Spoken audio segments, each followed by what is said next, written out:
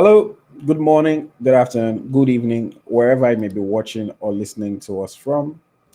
My name is AyoT, and this is Eagle Striker, the home of Nigerian football. This is another episode of the Naija FC Podcast, where we bring you our raw, our honest, unfiltered opinions on all the hottest and latest topics in the world of Nigerian football.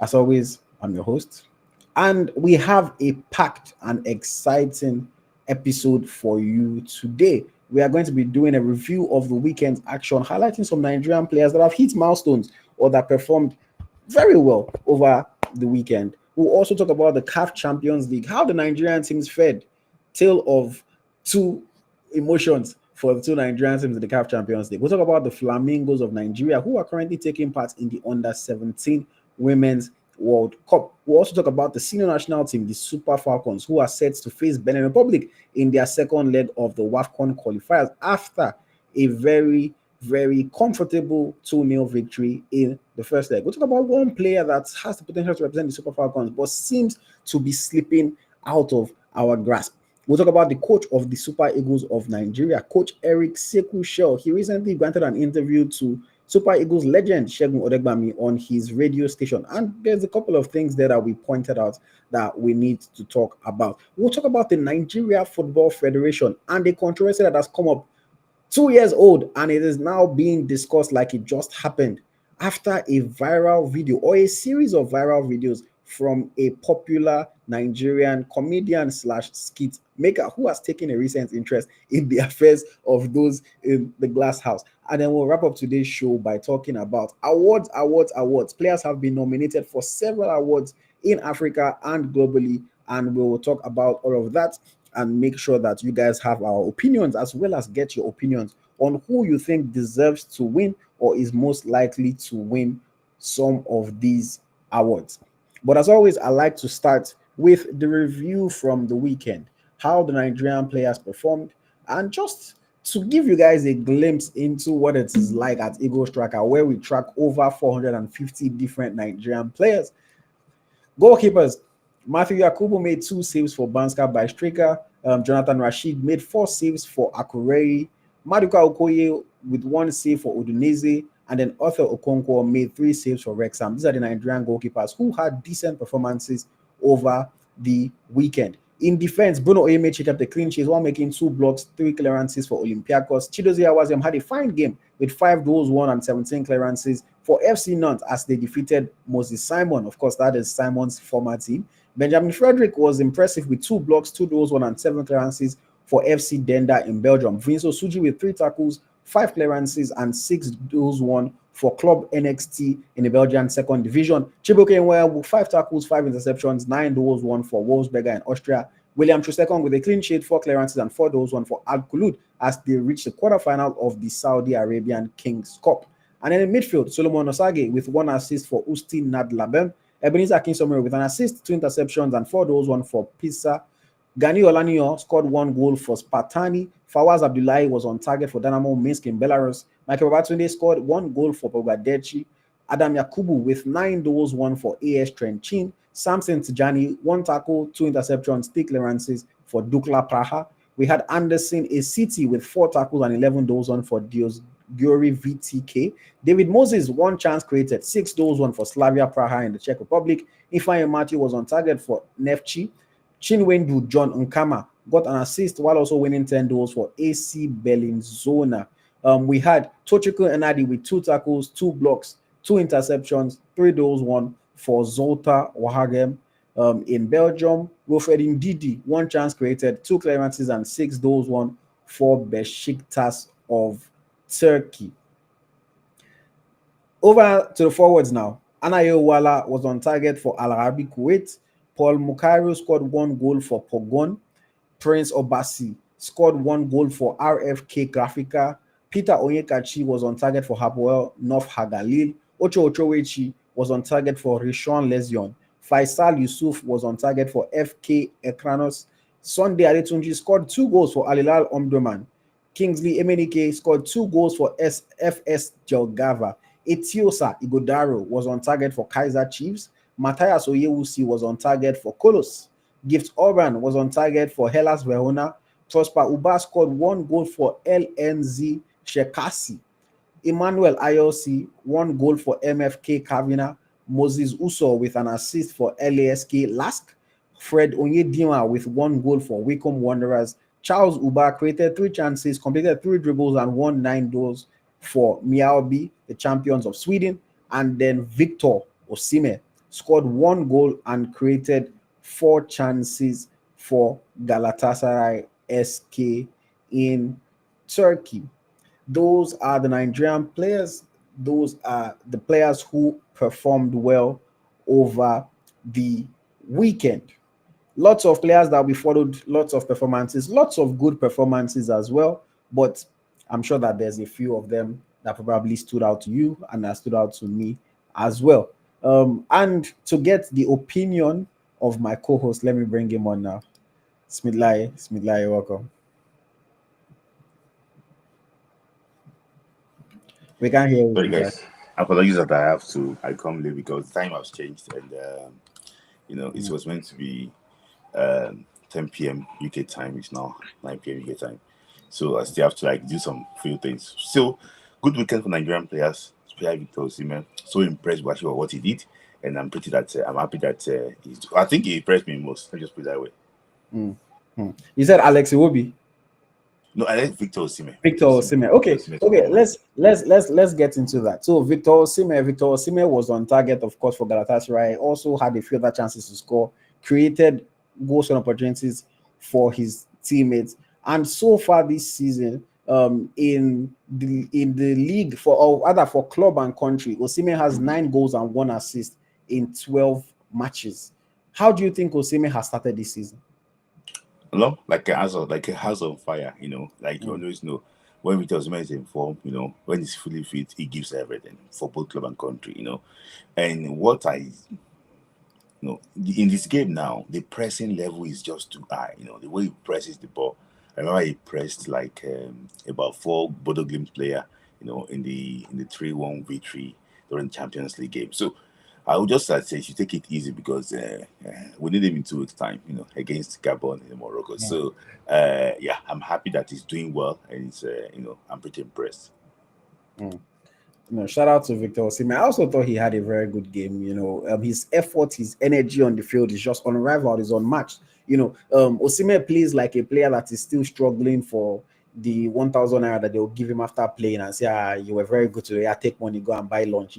He's so impressive. He gives his heart out. And it's not hard to see why fans love Victor Osimhen, because even if you lose a game, if your player gives everything and you can see that this player is giving everything, you feel better as a fan just knowing that this guy was doing his utmost best, even though we lost. And Osimhen, the quality that he has above that, I think the only thing, and this is not a knock on Victor Osimhen, but just obviously you can always get better. I just think he needs to maybe find a way to be a little bit more clinical with his opportunities. The good part of it is that when he plays for Nigeria, it's clinical, but whenever he plays for his club, sometimes he misses some chances that I'm like, Osimhen, you got to score this, you got to finish this. But the top performance over the weekend, a great start to the season. 9 goals, 9 goals and 1 assist, I believe it was. In 12 matches, 10 contributions in 12 matches. And lest we forget that I think in some of those matches he came off the bench as well because after recovering from injury and things like that. Fantastic player, fantastic return. I have to give credit to Victor Osimhen. Viral Moment also is agreeing with you and saying Victor Osimhen is the most informed Nigerian player right now. The consistency over the course of the season, I don't think that one is even up for debate. Another player that I want to ask you about, Smith Layi, also this weekend, Ebenezer Akinsomiro. I watched the second half performance. I didn't watch the full game that he had against AC Milan in the Italian Serie A. Pisa almost pulled off a shock win over Milan, but Milan scored that late winner. Akinsomiro, of course, assisted the second goal for Pisa. A bit of a fortunate assist, but it all counts. But even other than just the assist that he got, I think he completed 90% of his passes in that game. So he was very good on the ball, won a lot of duels. It did not look out of place. He did not look like a player that was not supposed to be playing against a team like AC Milan. Not that AC Milan is the strongest team in the world, but AC Milan is a good team. Is a legacy team. Is a big team in terms of name. And he put in a performance and showed that he can stand and he can hold his own in a match like that. Next week, they are playing against Lazio. So another big game coming up for him. How do you see the performance of Akintomiro this past weekend? And are you excited about the prospects going forward? It's good, a boy that people say that he didn't do well is Syria B, last season. He's someone that is now doing a lot of work. I think there was time that he got back-to-back man of the match performance, for his club, Peter. And if you look at him again, the way he was explaining where Cuadrado would position, I was so impressed when he was trying to discuss with Cuadrado. I think Cuadrado can speak English too, so and discuss with Cuadrado and things like that. It tells you that there's a guy that wants to stay at this big level. For me, I think Peter might still relegate. They will.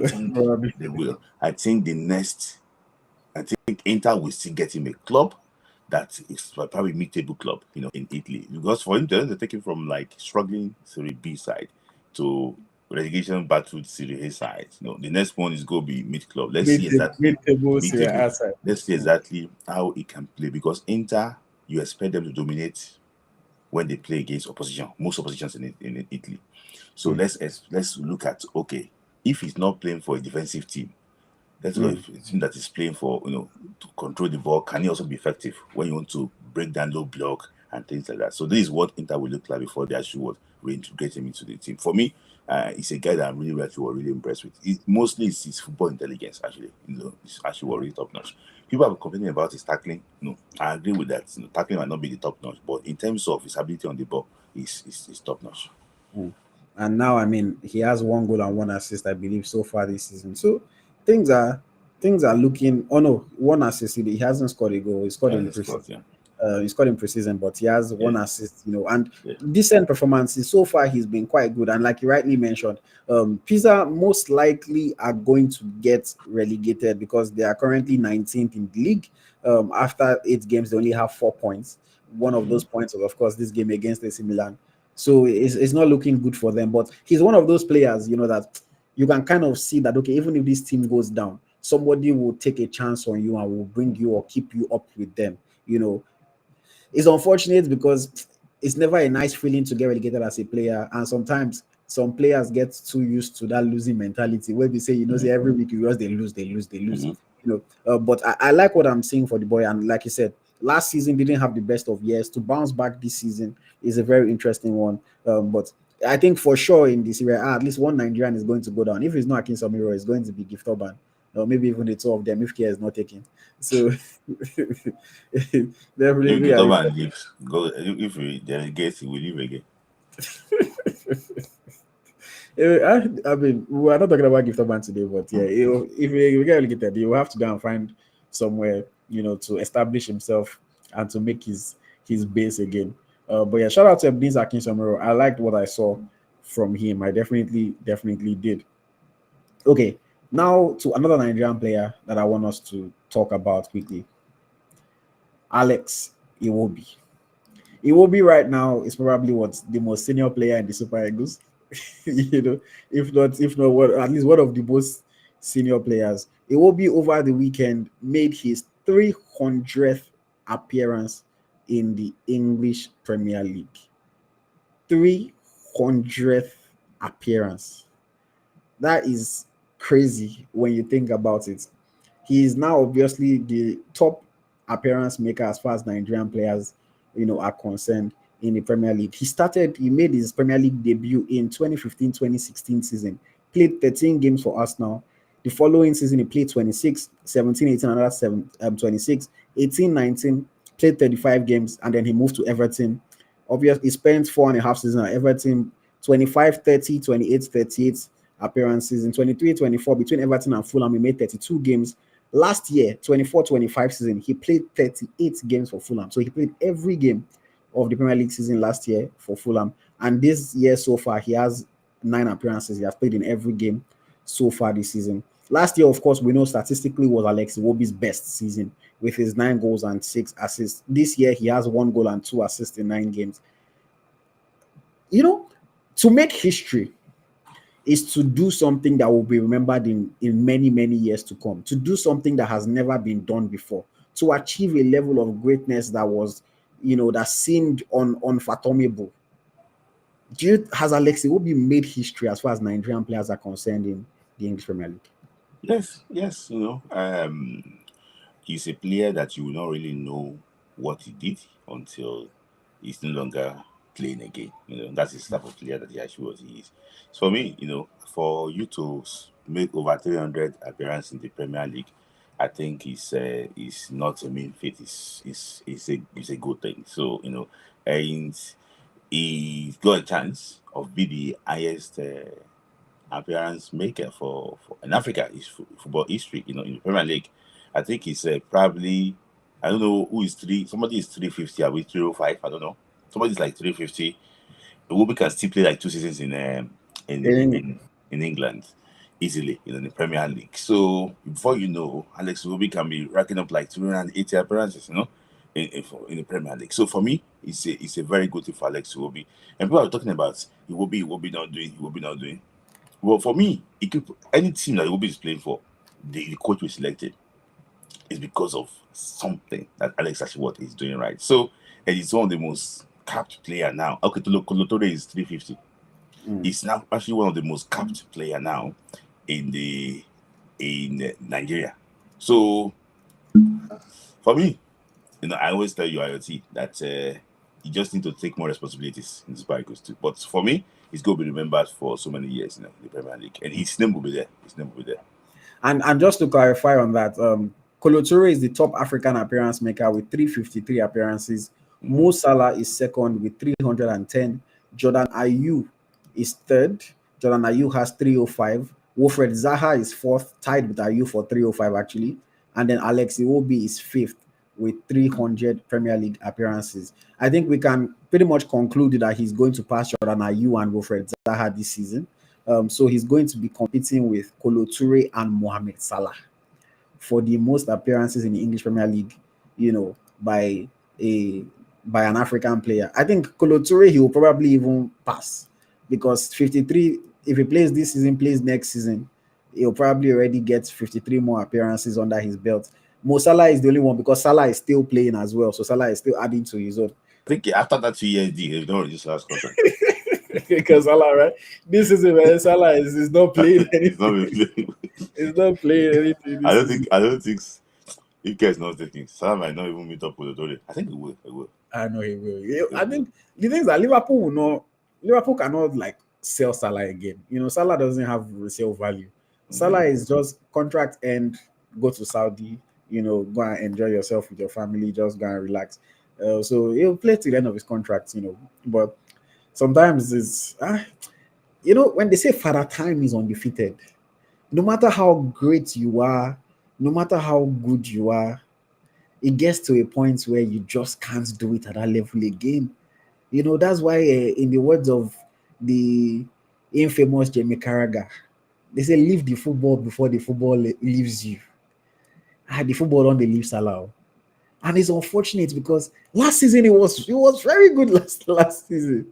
But this season, it just looks a step behind. It looks a step slow. But Alex Iwobi is only 29 and is original 29, not Tokumbo 29. So we know that if Iwobi keeps fit the way he's been keeping fit, he can do 5 more years in England. Because Iwobi does not give me the vibe of a player that is going to go to a different country to go and play. He can do 5 more years in England. If he plays for Fulham, I don't know what his contract situation. Okay, with Fulham is under contract until 2028. 2028. So 3 more years at Fulham at least. If he does 3 more years, maybe Fulham don't renew him. Maybe he can go join one of those lower, smaller teams that is looking for an experience. The way all these Henderson are finding club, the way Xhaka, James Milner, Iwobi can go and be their senior man. I think Iwobi would go to America towards the end of the career. Okay. He likes America. He likes that flashy Hollywood lifestyle, go to LA. Imagine Iwobi 18 years old before. Time flies up. It will be that we watched him make his debut, grow up. Now we saw him play against Egypt in Kaduna. under some situations, yeah. Ha! Time flies. So Time really does fly. Time really does fly. It's not easy. I think of it. So when I watched when Iwobi made his Arsenal debut, because I was watching him. How old was I? I was old. I was barely 18 or 19 when Iwobi made his Arsenal debut, and now Iwobi is a senior man. in fact, I watched Mike made his debut. Mike is now retired. Hmm. There's something that they say that football, being a football fan changes when you become older than all the players. It's not like, can you still have the same level of emotional attachment and everything? Because for me, I don't know, naturally, as I grew older, I lost a little bit of attachment that I used to have to players. My attachment now is towards teams. Okay, like I love Chelsea because I've always been a Chelsea supporter. I love Nigeria because I've always been a Nigeria supporter. But growing up, I could die for John Terry. I could die for Mikel Obi. Those kinds of guys were people that I loved. Like if I had seen somebody like Mikel when I was like 13, 14, 15, 16 years old, I would lie down on the floor for Mikel, kind of thing. But if I see Osimhen now, I cannot now be victory, like I have to, nice to meet you, nice this thing. So it's like when you get older, the level of adoration and adulation that you have for these players, it's just different because now this person is your age mate or they are even older than the person. You cannot be treating them the same way. But as a child, man, just when you have that natural love for football and for football players, it's a different feeling entirely. It's a different, but time really does fly. Time really does fly. Raro Man says, I saw Sane and commentator said he's 29. I want shouts. You're a Sane teammate of Victor Osimhen. And he said, I don't know. Iwobi will be a 23-year-old in the MPFL. Don't know about that. So always AyoT and small picking. I've never come here to claim to be old. I always say that's why whenever people like Smith Layi are talking, I always say I listen because I know that their bank of knowledge is double my own bank of knowledge, if not more than that. So I've never claimed to be old, but I'm a student of the game and I'm learning. And by the time I'm 50, myself I can be talking to people and say I've been watching football since But I did not choose when I was born, and when I was born is when I was born. But now we're coming into the game and we're trying to learn and push the game forward. That's why it's from a Nigerian perspective. Yeah. But yes, shout out to Iwobi, man. Shout out to Osimhen. Shout out to Akinson Miro, and of course the other Nigerian players who perform. Okay, let me just quickly ask you about one more player. This man, Maduka Okoye. Yeah. I don't know why we chose this picture, but Maduka Okoye came back from his suspension, from his issue that he had, and the Udinese coach said, Maduka is my first choice. Maduka has always been my first choice. Even when he was away, he was my first choice. Came back into the Udinese lineup. How do you feel about Maduka Okoye? And back, they got 4 points out of possible 6. So, it's back though. There's still clean sheets yet, because they're against Cremonense and also against Lecce. So, good performance. Even the coach even came out to defend him that, this guy have not played for 2 months. So, if he's considered go against Lecce, don't be upset about that. He's going to get into like his full form. I'm happy. And it's coming into the crucial time that at least we have this mini God in our post. We will not be God again because at the end of the day, we have somebody to actually compete with them too. So good for Udinese because they've been doing well too now since he actually came back. And also good for the Nigerian national team too. I'm happy for him that he's coming when we need him. And I'm happy that he's coming at this crucial time. He will be in Morocco for Nigeria. So not be the first choice, but at least we will not be getting our blood pressure machine when we want to substitute the goalkeeper. So for me, I'm happy that he's back and he's back as a first choice. That was a problem we had in Nigeria. That's if he comes back, he's gonna be the first choice, and things like that. But the coach is also, I'm happy with the coach also. Okay, guys, he's gonna be our first choice. Maybe he has been training even when he was actually was. Maduka is that kind of guy that, even if he's not playing, Maduka takes his body too seriously. Yeah, you see when you get to Gambia competition in Germany. Yeah, that's what I'm saying. It takes his body too seriously. He knows that's his money maker. He takes his body seriously. So even if he's not playing, that Maduka is keeping fit, is staying active, is preparing for for the next opportunity. So shout out to Maduka Okoye. I've I'm also happy thought for him. Yeah. the game against Cremonese, he had a decent game. This game against Lecce didn't really have too much to do, considered one goal. But ultimately, I think by the time he gets into his groove, it's a good thing for us. It's a good thing option for us to have. He's a good player. I still say it's Maduka is one of the most talented goalkeepers that we've had in Nigeria in a long time. It's just for him to put all of it together and come and impress. I know that Nigerian fans they only really care what you do for the Super Eagles. Even though I feel like the criticism that kind of sent him away from Nigeria was not honestly even to me a very fair criticism. Till today, every time I think of that goal that people insult him for, I still don't really think that he deserved all the insult and all the criticism that he got for conceding that goal. But that's story for another day. Shout out to Maduka Okoye, and we'll see how things pan out for him in the near future. Adedotun, shout out to Adedotun, member of the channel. He says he also made some crucial saves in the match. Yes. Against Lecce, he made some rather against Cremonese, I think he made some crucial saves. He made one save against Lecce, and of course, in 2 days' time, Maduka's Udinese will be taking on Juventus in the Italian Serie A. So that's a big game to watch if you are a fan of Maduka. If you just want to see how he's faring on Wednesday, he will be facing Juve in the Italian Serie A.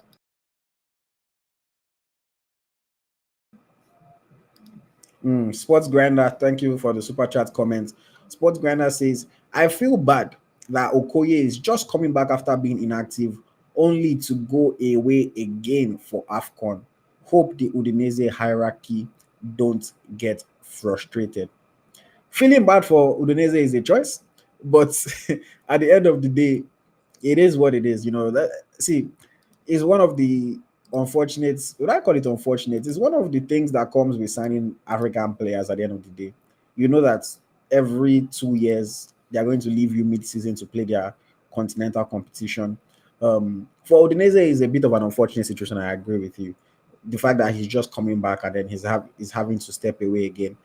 But they'll be fine. They'll be fine. They'll survive. They'll survive. And once Nigeria wins the AFCON, he will be back for the rest of the season before going to the World Cup. But yes, I'm happy to see Maduka Okoye back. I really like him as a talent. I like him as a player. I like him as a guy, and I hope that things continue to go well and things continue to move forward for him in his career. I really do hope so. Okay. Anybody else want to leave a super chat comments before we move on? Somebody say, imagine dying for John Terry. Yeah, I'm not going to get into that conversation now. Especially your comments is argumentative with no super chat, so I don't want you to distract me too much. But shout out to you, Slick. Okay, let me just make my final appeal to those that are watching us on Instagram, those that are watching us on Facebook, that are watching us on X, formerly known as Twitter. If you are on Instagram, especially because that's where most of you are, please join the show on YouTube. Go on YouTube, search for Eagles Tracker NG. You will see our beautiful logo. Subscribe to the channel if you are new. Join the live stream, and you can enjoy the show uninterrupted. The stream is going to end on Instagram in the next 3 minutes. So please, if you want to enjoy the full show, make sure you join us on YouTube. It does us a world of good when you tune in on YouTube.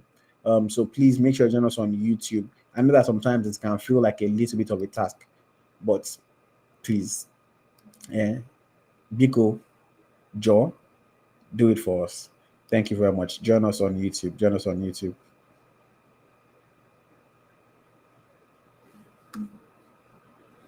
Adedatun with the super chat comment says, I'm just happy that he's back. And with time, he's going to get back to his best. Yes, with time, he's going to get back to his best. But we're happy to have Maduka Okoye back playing for his club. And of course, hopefully back in the Super Eagles sooner rather than later, because we know we've been talking about needing competition at all the levels and all the positions in our national team.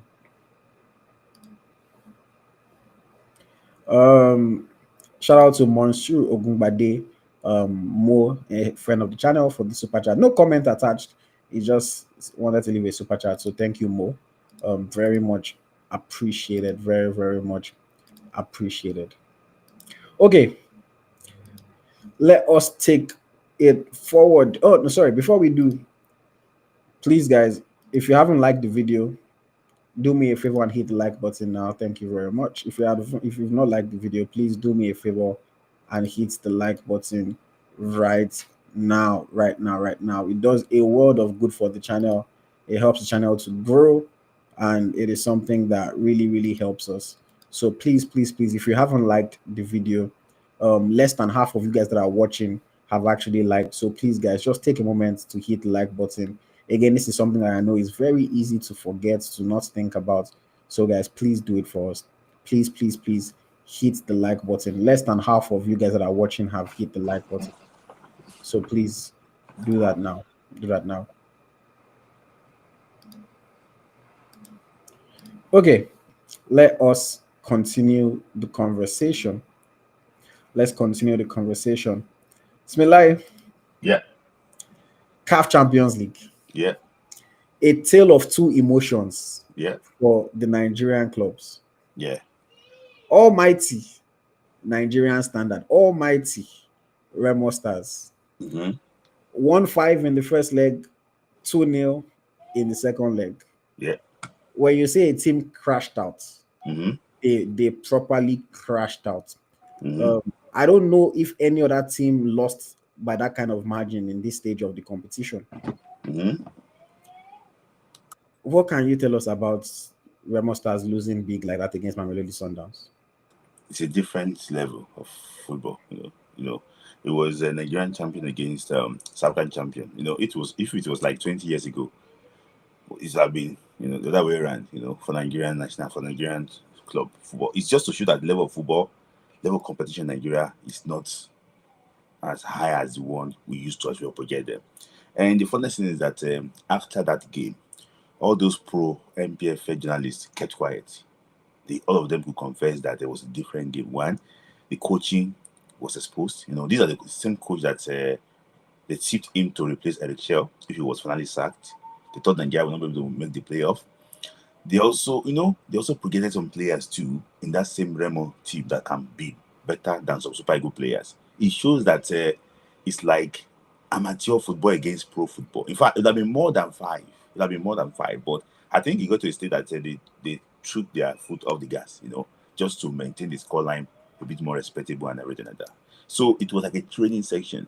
In fact, there was no CAF Champions League game this weekend that was so one-sided than Remo Stars against Sundowns. I watched a couple of games. In fact, I saw Al Ahly play at home. I think they won 1-0 at home. Al Ahly against one club from Kenya also. I think they won 1-0. Aglenoa. Aglenoa, yeah. I think they won 1-0. Yes, so 2-0 on aggregate. Yeah, a team from Burundi. Thank you, from Burundi. So I saw very, very close games. I saw the game between Pirates, and the club from Congo, that ended 3-3. So that was Pirate that was in the semi-finals of the was it final semi? No, was it, I think, semi-final or final of the CAF Champions League last year. So team that I was surprised that Remo could lie down there and just be beaten without any fight back. The problem I had with that game was that Remo Stars players cannot even compete. They can't compete. That is the major problem. They can't compete. They cannot good tactically. They're not good. Energy-wise, they're not good. Talent, there's nothing there. And for me, it's a big, big shame that the level of our football is like that. So those that's projecting the game that Super Eagle should Remo Stars players should be in Super Eagle, I think they have to have a rethink. This level of football, this is not the same level that we are used to in the Nigerian league system. So for me, I think it was a very bad loss, and I think that Remo Stars need a rethink. Maybe they need a new strategy now they want to do their own things. Yeah. Do you think it's a case of players not good enough, coaching not good enough, or is a combination of everything? The players, the structure, the coaches, everything in Nigerian football? I think it's both. I think coaching is not good. For me now, I saw the press of Remo Stars against Sunday. It was uncoordinated press. Ronald Williams don't have to break a sweat to play through the press, and each time he's already Kweso Mudau one-on-one against Jonathan Genge. Then, they cross the ball, it's going to be a goal. So for me, even to keep offside is a big problem. I don't know. I think these are elementary things, IoT. But they did better in the second leg. Do you think it was a case of maybe they improved? No. Friends, Sundance already, for example, it was Oyengo that was in goal. It was Oyengo that was in goal. It wasn't Rodan Williams. So it was They took their foot off the gas. Yeah, reserved team. So it wasn't Sundance that drew 2-0. That actually what that lost that 1-2-0. It was just like a second team.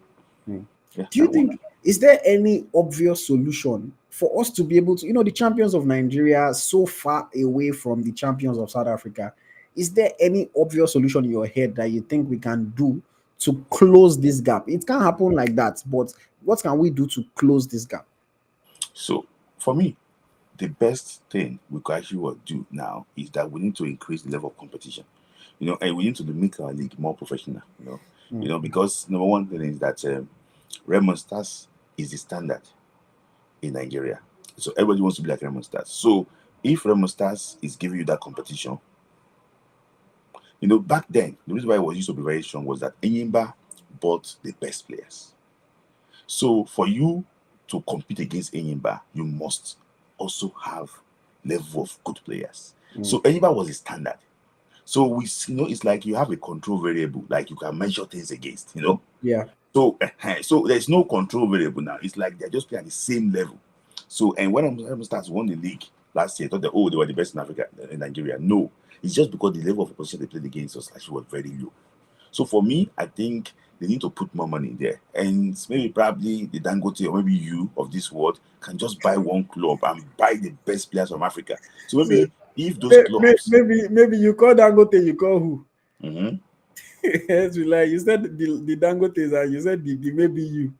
I don't buy it now. I can't direct you. Amen. Made them put my name in the same conversation with Dangote. Yes. So maybe probably at the what's it called?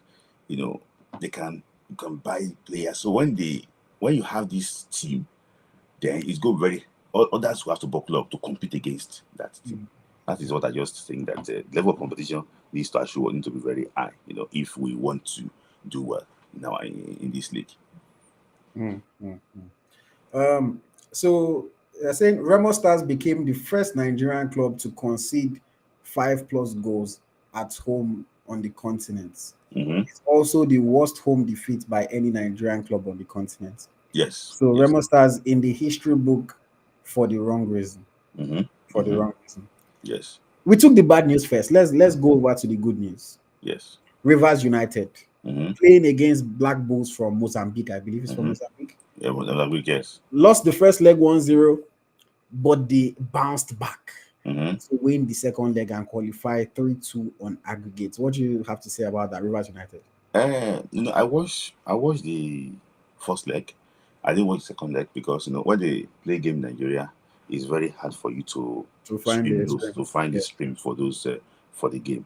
So and when I saw that first leg, I just realized that there's no big difference, between the team from Mozambique and Rivers United. I just think that if Rivers United, what they are doing in the second leg, if you're able to win this tie, towards the end of that first leg in Maputo, the Mozambican team pressed Rivers to get the second goal. But the Rivers, I think it was one Osas, the goalkeeper, stood tall, actually was saved. So, for me, they are still one of the, the whipping boys, in this group stage draws. They did well.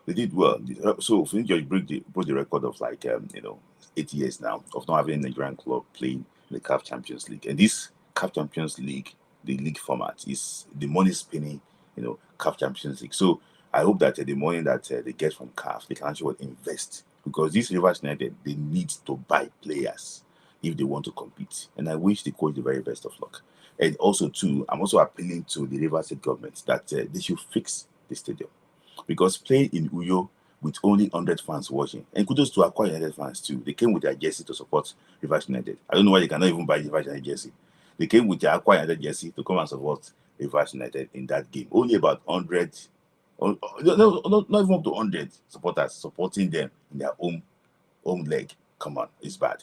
I hope that they can actually fix that stadium in Port Harcourt, so that at least now, CAF can actually just approve it, so you can just host them. Oh, they are hosting a proper home game. At least, if you win your 3 home games, you might likely progress, in the CAF Champions League, so to the quarterfinal stage. So I hope that the government can do that for them, because playing in Uyo is not playing at all. Rightly said. Rightly said. But yes, at least we have to take a little bit of a joy out of the fact that Rivers United qualified, and we have to support them. They are only our only Nigerian representatives, so support them, and let's see how far they can. Maybe they can shock us. Let's see how far they can go in the tournament. Shout out to Rivers United. Commiserations to Remo Stars and everybody involved, and hopefully they have a better time if they qualify for the next one. Okay, d'accord. Let's move forward. The under-17 Women's World Cup is ongoing. Of course, the Flamingos of Nigeria are part of that competition. And after a very slow start to the tournament for them, after losing their first 2 matches, they were able to defeat Samoa comprehensively, 4-0. We had Moshood Shakirat, who's on paper, name-wise, she's probably the most known of the under-17 players. She scored from the penalty spot. Queen Joseph scored a brace, and then Odunton scored, quite a fine. I thought it was a fine goal that she scored, assisted to Odunton. 4-0 defeated Samoa, just like the under-20 boys did. They qualified for the next round as one of the best losers, essentially from the group stage, and they are going to be facing Italy in the round of 16 on the 20th of October. That is tomorrow at 8 p.m. Nigerian time. Smith Layi, how do you rate the performance of the Flamingos so far, and do they even have a chance against an Italian side like that? No, I won't lie to you, I wasn't impressed with the Flamingos, because for me, I think the game against Canada, I don't know how they lost that game 4-1. They just, they were still very good at the goalkeeper and the ball. I don't know how the ball got out and they scored from that. I don't know why it took the coach 2 games to change that goalkeeper Boniface, to the one he used against Samoa. So for me, I just think that this is one of the least talented under 17 I've seen in the past. This is not similar to the one that we watched that lost to USA 2-0 about a year ago. This is not similar to the one that finished third in India. That finished third in India, beating Germany in the third place. This is not the same team. This is totally what they're different. And I don't know why in Nigeria, when you see somebody very short, the guy is very young. I just think that it doesn't matter that a player is very short, that is very young. It might be because of nutrition or few other things. So look at the Italians. They are like woman mountain. For me, they're like girls mountain, like very tall players. And talking about having any chance against Italy, there's one girl called Judy Galli. I don't know, she's so talented. I think she scored 2 goals against Morocco, 1 against Brazil. I think maybe probably 2 against Costa Rica in their first game. I think she has scored already 5 goals in this one, maybe 4 or 5 goals. Called Judy Galli. What? Yeah, Julia Galli. Yeah, Julia Galli. Yes, I don't know. It was all okay. They call it. Maybe her name is Judy Galli. So for me, very good player, and this is not someone that will see an opportunity and and be messing around. She will finish. And both right, left, center, anywhere. She's tall. She can knock the ball well. Her position is very good. So for me, when we coming home tomorrow, so I can't underrate them too. But it's very hard for me to say I want to put my money on this team. I just think that this team, I think they have reached their bus stop, just like the Flying Eagles. I hope it doesn't end 4-0. I hope it's going to rest in a respectable scoreline. If they can surprise me, they can win. But I just think that this is Italy might be the final nail in the coffin of a very poor World Cup show from the Are Flamingos. there any positives to take? There's no positive. There's no positive. I saw Queen Joseph, but with due respect to her, she's not. She's not like Chidi Amoni. She's not. She's not Chidi Amoni. She's not. So people are talking about Shakira Moshid Super Falcons, my foot. She should go and play. She should go and play Falcons first. Because if you look at her too, she's not. It's not as if she's special. She's not. She's not. She's people are talking about. She's not. She's not this girl. Is it Ajakaye? Ajakaye cleared the other 17. At that level, yeah. At that level now. Even Amina too. So something one girl called Amina too. Bello. Amina Bello. Yes, Amina Bello. Amina Bello was fantastic in under 17. Better talent than Shakura to shoot. You see these a lot of players, in that one that one thought, and they are not even yet in the Super Falcons. So for tell you that somebody, for me, Shakira Monshood is it's not a top player compared to what I saw her play for Vice Queens in the CAF in the Wafubi. For me, good player, she can be good in the future, but for now, there's no positive here. The girl that is number 4 that plays for Remo ladies, she's called Ibrahim. That girl, I don't understand. She doesn't keep offside. The girl from Canada was just all by herself in our box, and she was somewhere in the touchline. I was like, you are the center defender. What are you doing, for God's sake? That girl, I said she lost her father about a few months ago, about a year ago. What happened? They look badly coached. It got to a stage that I said, this girl should not keep offside again. She just go and stay like, this guy, Ahmed Akiyede, under 20. I don't have to keep offside. He just go and stay at the back. For me, I think this was just a very bad. I think the guy too should be questioned too. I think he's not getting the job again. Okay, yeah. How about our goalkeeper? What do you have to say about that? The goalkeeper that pushed the ball against Canada. I don't know. A ball that you should handle, you go and be diving on the floor. That was the reason why he pushed that ball to the Canadian striker, and that guy actually was scored. Look at the goal against France. I know that if they shoot just one shot for this guy, they will score. Yeah. And that was what they did. It's like we don't have any presence in goal. Honestly, it's like we just say, God, come and help us to man this post. Even against Samoa, that shouldn't be great opportunity against us. We nearly got a red card. Remember? The guy, that number 4, and do that guy, and I'm putting a hand over it. No, what? I think the guy was slightly offside. That's the reason why they didn't actually question that ball. So if Samoa could be creating opportunity, could try and cut us open. It's bad though. Football is leaving also. Me, I'm just listening to you because I already said it. I don't like to criticize children. I don't want to knock any of these players. But the reality of it is that the showing has been poor so far. I think the first game, I didn't watch most of the first game against Canada, but I went back and watched the highlights and everything, and I saw the abysmal performance. Against France, similar thing, nothing to be excited about. France had even the goal that France scored.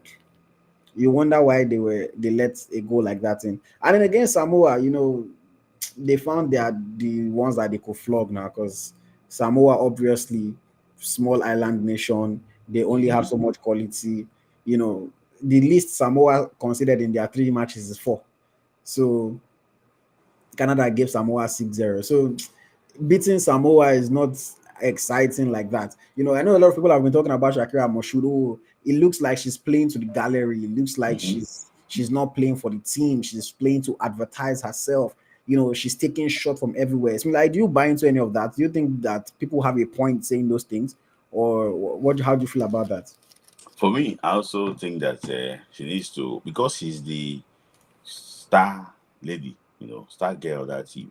So you expect her to try and take initiative by herself and everything. She wants to be the Taiwo Afolabi of the last 2007 years, But for me, I think there's no question in this team. There's no question in that team at all. So just shoots and everything. She's very blessed with shots. She's got that. But I just think that it's bad. I wasn't impressed at all. Everything, yeah. Okay. It's going to be interesting to see. I mean, Moshood was in the last under 17. I think she even did better in the last No, 70 in years. the last of under 17. And with people talking about her shooting, it's very interesting because it's one of those things where her shot has worked for her a lot of the time in the past. Mm-hmm. And it Mm-hmm. has helped her score incredible goals. Even when she shoots from certain unrealistic angles and ranges, and then she has scored. But the thing is that a player like that, when your shot is not working, when your shot is not going on target, when it's not going in, you need to be able to find something different. You need to be able to find a different way to impact the game. And if she just keeps on shooting like that without actually like playing with the team and making sure that we're achieving the best possible outcome in every attack, then I understand why people will be very critical of the effort that she's making. But I do hope that she comes good. If Nigeria are supposed to have any chance of beating Italy, the Italians cruised through their group. We know that the Italians have a good team. Like you mentioned, the Julia girl, she has 5 goals in the first 3 matches. We need to be able to play together to stand any chance of actually beating Italy. I don't necessarily see it happening, but who knows what can happen in the world of football. When the guests were preparing, they lost to New Zealand in the preparatory game in Morocco, Yeah. and Zambia beat New Zealand like thieves. Hmm. So to tell you that, I was like, okay, let's wait and see. America happen. I'm not writing them off, but for me, I'm gonna be surprised if that could be the end of the movie. Hmm. Okay. That could be the end of the movie. At least they reach knockout. They reach knockout round. No chance. Hand of we should quarterfinals. This is nine. Hand of 16. Is it not hand of 16? That is Yeah. smart. Okay. Moving forward, let's talk about the Super Falcons of Nigeria. After a successful outing in Lome, in Togo, the Super Falcons are returning back home, or they've returned back home, and they are set to face Benin Republic in the second leg of their WAFCON qualifying doubleheader. The 2-0 victory had a Hazel and Okoronkwo on the score sheets, both goals assisted by Deborah Abiodun. And this second leg is coming up. How do you feel about it? Are we expecting another comfortable victory? Of course, qualifying for the WAFCON is never something that the Super Falcons have to worry about. But ahead of the game taking place tomorrow, how do you feel? And were you impressed with the first outing? Yeah, good, good. But you said that it's not what you have to worry about. We worried about it in the past, when we had the game against Ivory Coast, that we won. Was it 2-0? 2-0 in Abuja, Mm. and we went to Ivory Coast. That game, they now kill us. I think we would have won 1-0 or so in Ivory Coast. So, and there was a game against Ghana too that won 2-0 in what's it called, in Lagos in the Johnson Stadium, before we lost in Accra 1-0. So Yeah. when CAF was doing their own regional stuff during that WAFCON qualifiers, it really affected us. We had to worry there because we had to play against Ivory Coast and Ghana for to qualify for the tournament. So, but this time around now, I don't think we need to actually really worry. I'm really happy that the girls did the job in Lome. I don't expect anything less than what they did. And I can see that some players are not, you know, not say fully committed, not putting their legs in there, because come on, against Togo, against the Benin Republic is not what you should want to kill yourself, on. I think even with minimal effort, the boys, the girls will to get the results. And the funny thing is that when I went on the Benin Republic's page, FA page. So when they put the picture of their girls team in Abeokuta, people are going that waste of government money. Why can't they just stay back home? Say the guy will beat them 10-0. Say that why he said the money go and visit to those that are poor. This thing, say government is wasting money on the on the Amazon and things like that. Because they knew that it's a learning curve for them. I don't expect them to get anything in Abeokuta. So I also expect like a comfortable, probably 4-0 victory, for Nigeria, 16 on aggregate. I think we should do the job. This is I would have to agree. I think we should be able to get the job done. It should be fairly comfortable for the Super Falcons of Nigeria. Where I think we have to say we're by far the better side. We just need to go there and show it. Play. Even in the first game, certain goals that we maybe did not score, we could have created more opportunities. We could have scored more goals. I think Benin Republic don't really pose a threat to us like that. I think they had one shot late in the game, or was it late in the game that Chiamaka Nnadozie had to make a save. But other than that, coming to Abeokuta, coming home to Nigeria, I think that the girls should just go there and impose themselves. We have too much quality for them. And we should better the 2-0 results, maybe a 3-0 or a 4-0. And it should be a comfortable one. Okoronkwo will probably be on the score sheet again because right now she's the point person for Nigeria, who's being fed to score most of the goals. So it's going to be interesting. Well, yeah, shout out to the Super Falcons of Nigeria. I'm definitely going to watch that game if it's possible, because again, whenever there's a game in Nigeria, it's always a challenge to find stream. But I want to believe that the NFF will try to show the game so that Nigerians can watch. I hope we're able to watch the game. If we are, I'll definitely tune in for that one.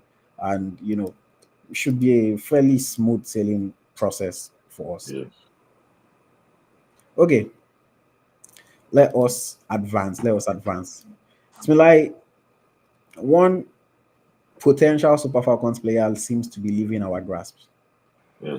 She scored goals in Spain, and it looks like she has caught the attention of the Spanish women's national team.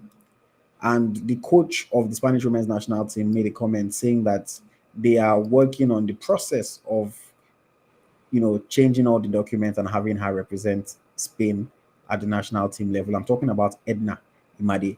We've spoken about Edna Imade so many times on this podcast. We've highlighted her quality performances. People have asked me about how many times. I've communicated with her in the past, and genuinely, she showed relative interest. But I also noticed that in recent weeks, she stopped answering. She, she stopped responding. It's like gradually, I don't know, maybe I didn't notice it at first, but it now appears as if she was gradually withdrawing herself. Of course, we were never friends, but we had a line of communication. If I post her, if I send a message, she would respond. But gradually, she started like withdrawing herself, removing herself from the situation. And now we're hearing that she's in the process of changing to represent Spain at the national team level. Do you think, we have Ihezuo, we have Oshuala, we have Okoronkwo, we have Gift Monday, we have Uchenna Kanu, we have Chioma Okafor. I'm probably still missing some options that we have as far as strikers are concerned. But do you think we're going to miss the presence of Edna Imade? Because even Spain too, if we want to start listing their strikers themselves, they get striker. Do you think the Super Falcons rather will miss the potential inclusion of Edna Imade? She's a natural goal scorer, and a type of profile is different from the ones you got. She's someone like around like Messi Akide, the girl that will just be in the box at the right time, slowly she knows exactly where the ball will bounce, get it in, she's that type of player. I know that she wanted to play for Nigeria in the past, and I have to be honest with you, I spoke to you about this thing before. Yeah.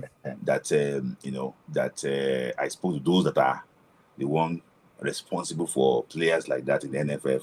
They ask for a few things, but it's just that if a player is ready like that, you have to look for a way to engage a player. See, there's no crime in that they gave you back to you in Morocco.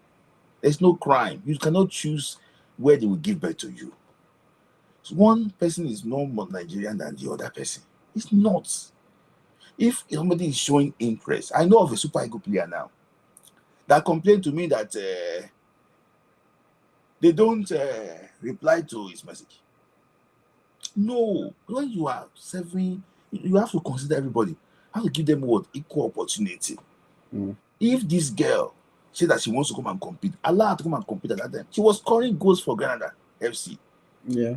That time. And with due respect, Oshuala will not be there for 10 years, for these 10 years.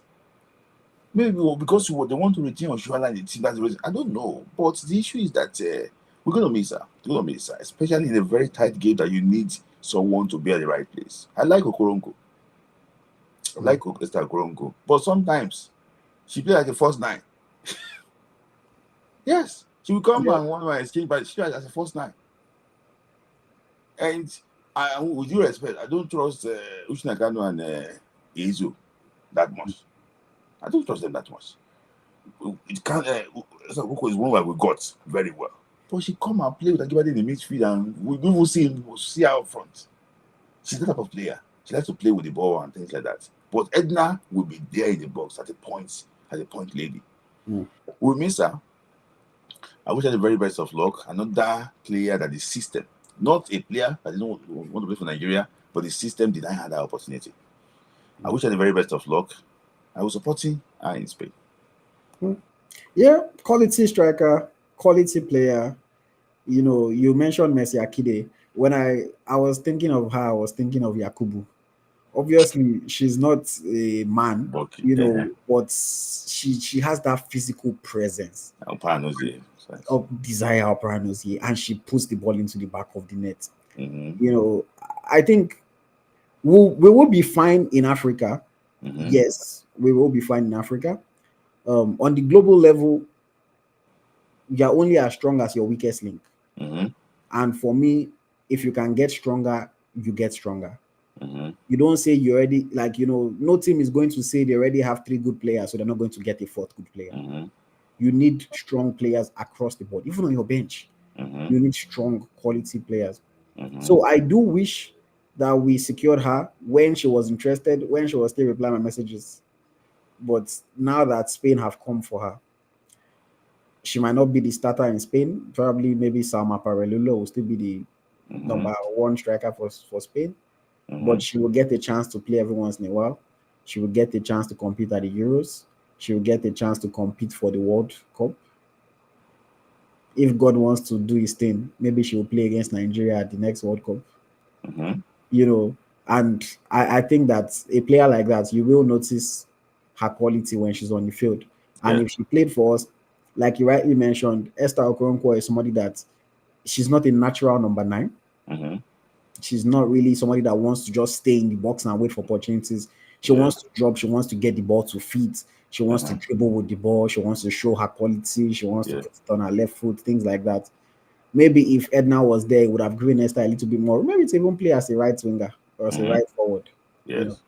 And similar to what Eric Shell is doing with some of our wing players.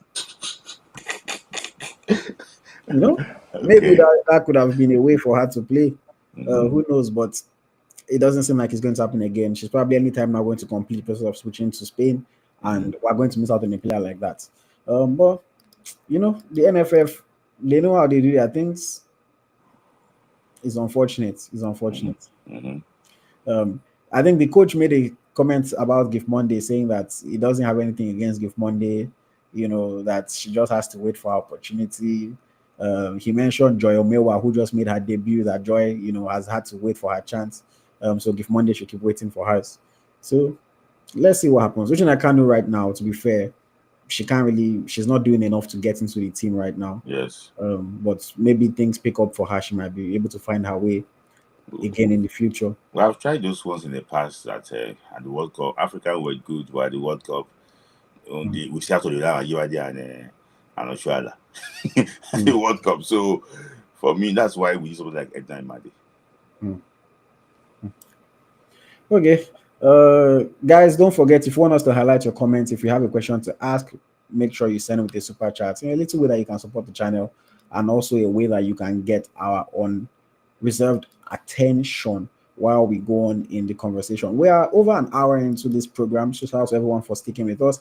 If you are new here, please do not hesitate to hit the subscribe button. We're live every week talking about Nigerian football, and in between we have quality content, interviews, engagement shows, you know, debates, and so much more that you want to catch on as we put them out. A new episode of the Home of Nigerian Football Podcast, our interview podcast, is going to be live on Wednesday with Chibuike Nwaiwo. So stick around, watch out for that one. And of course, if you are watching this stream and you are yet to hit the like button, we still have almost, you know, more than half of you guys that are watching right now have not yet hit the like button. So please do us that favor. It costs you absolutely nothing to like the video. It takes less than a minute of your time, but it does a world of good for the channel. Trust me, it does way more good than you would imagine.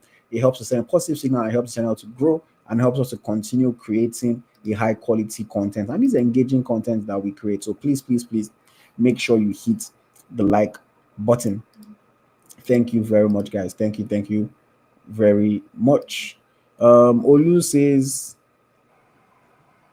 Esther Gonzalez will still bench Imade, even Paralelo sits for her. Don't worry, we're not really going to get into Spain's whole setup right now. You know, we wish Edna Imade all the best. It would have been nice to have her. With all due respect to the options that we have, I definitely think that she's better than a Joy Omewa. She's better than a Chinwendu Ihezuo. Dare I say she's better than Esther Okoronkwo as well. So as far as number 9, she probably would have come and been our best natural number 9. But again, the coach likes who he has. He likes who works for him. So we got to see what happens going forward in the future. I know that, again, in Africa, I know that the Super Falcons will be good. It's just about how we can compete at that global level. Yeah. Okay. Let us move forward. Smith Layi. Yeah. Super Eagles head coach Eric Shell doesn't do many interviews. Yeah. But he did one recently with Super Eagles legend, the mathematical Segun Odegbami, on his radio station.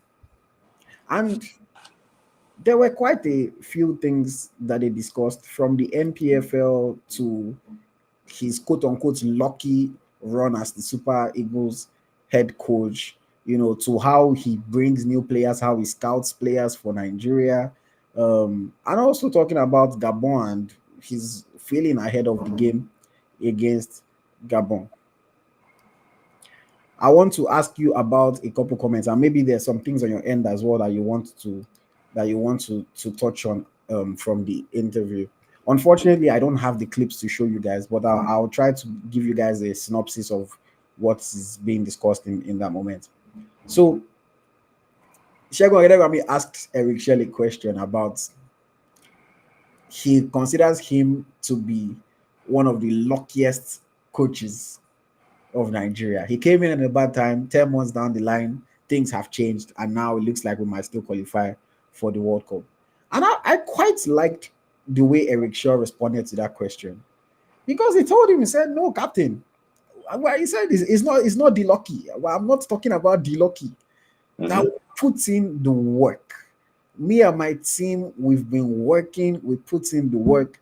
Getting to this position is not a result of luck. It's about the work that they've put in over the months to prepare the team and to get the team to play the way that the team has been playing and turn those results around. How did you feel about that? Hearing that he said, no, it's not luck, that they've put in the work. It's not luck. It's not luck. And even if when Legends ask that question, if they are given the opportunity, I'd love to take that question back. And I always say that it's not luck. All these things you see on the pitch is typical what they did on the training ground. And you can see Eric here, I don't know if you still want to talk about part of the interview. This guy's a workaholic. He thinks the game. He overthinks, sometimes he make mistake. He look for different things just to make this team actually work. So the way we went to Kigali to beat Rwanda, beat Benin Republic 4-0. These are not luck. These are like things that we did before. You can see if you watch the game against Benin Republic, you know, oh, guy, this guy did a lot of work in training ground. So for me, I just think that it's hard work. It's hard work. We'll go to some of the part of the interview too, talking about doing what you did too, about watching Nigerian players too. Yes. Let's talk about that. And this kind of is in line with what I was going to ask about. So Eric Shell said they track currently about 500 different players that have eligibility to play for Nigeria. So Eric Shell and Eagles Tracker were doing similar work. Sorry, I want to ask you a question.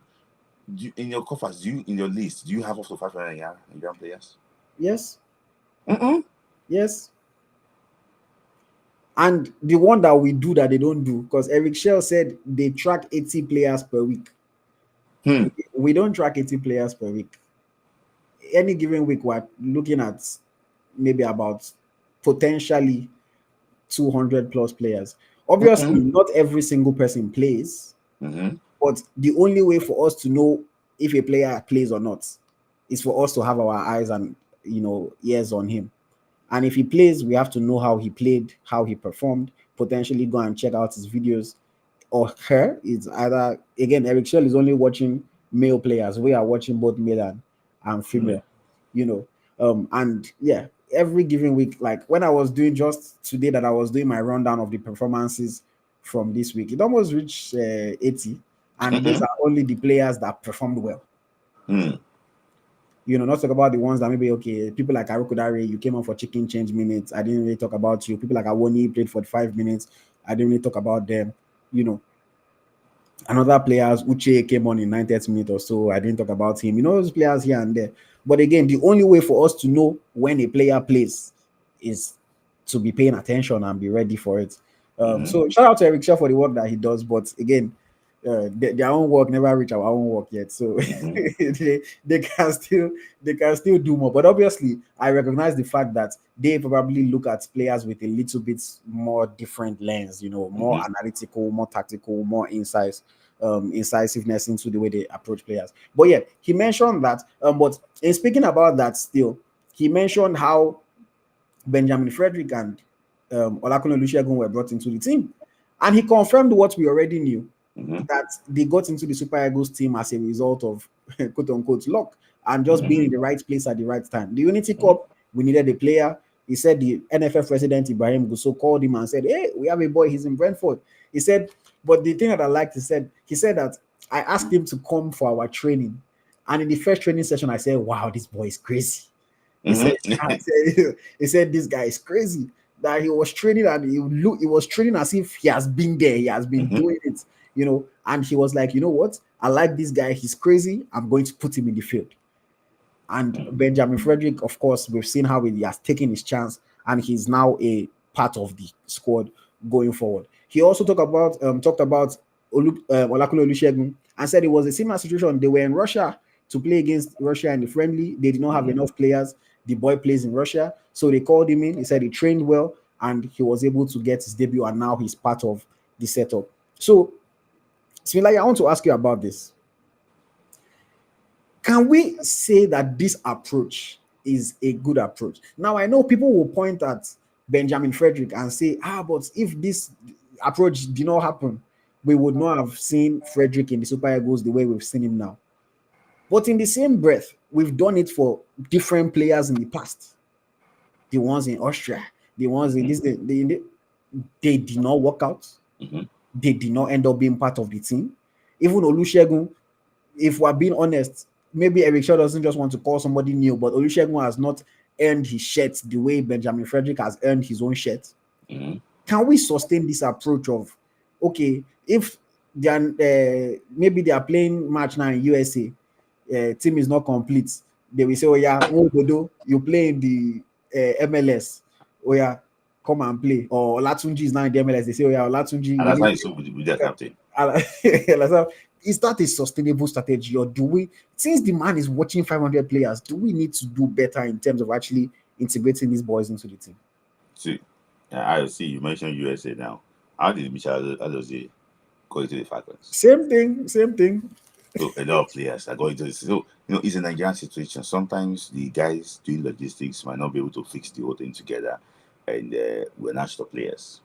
So instead for that one to happen, that was Olusegun. He said that he was Olusegun before, scouted Olusegun before, and they won the league. And that time, he scouted me before. He said, "Okay, this guy can come." And when he came, actually, he did well.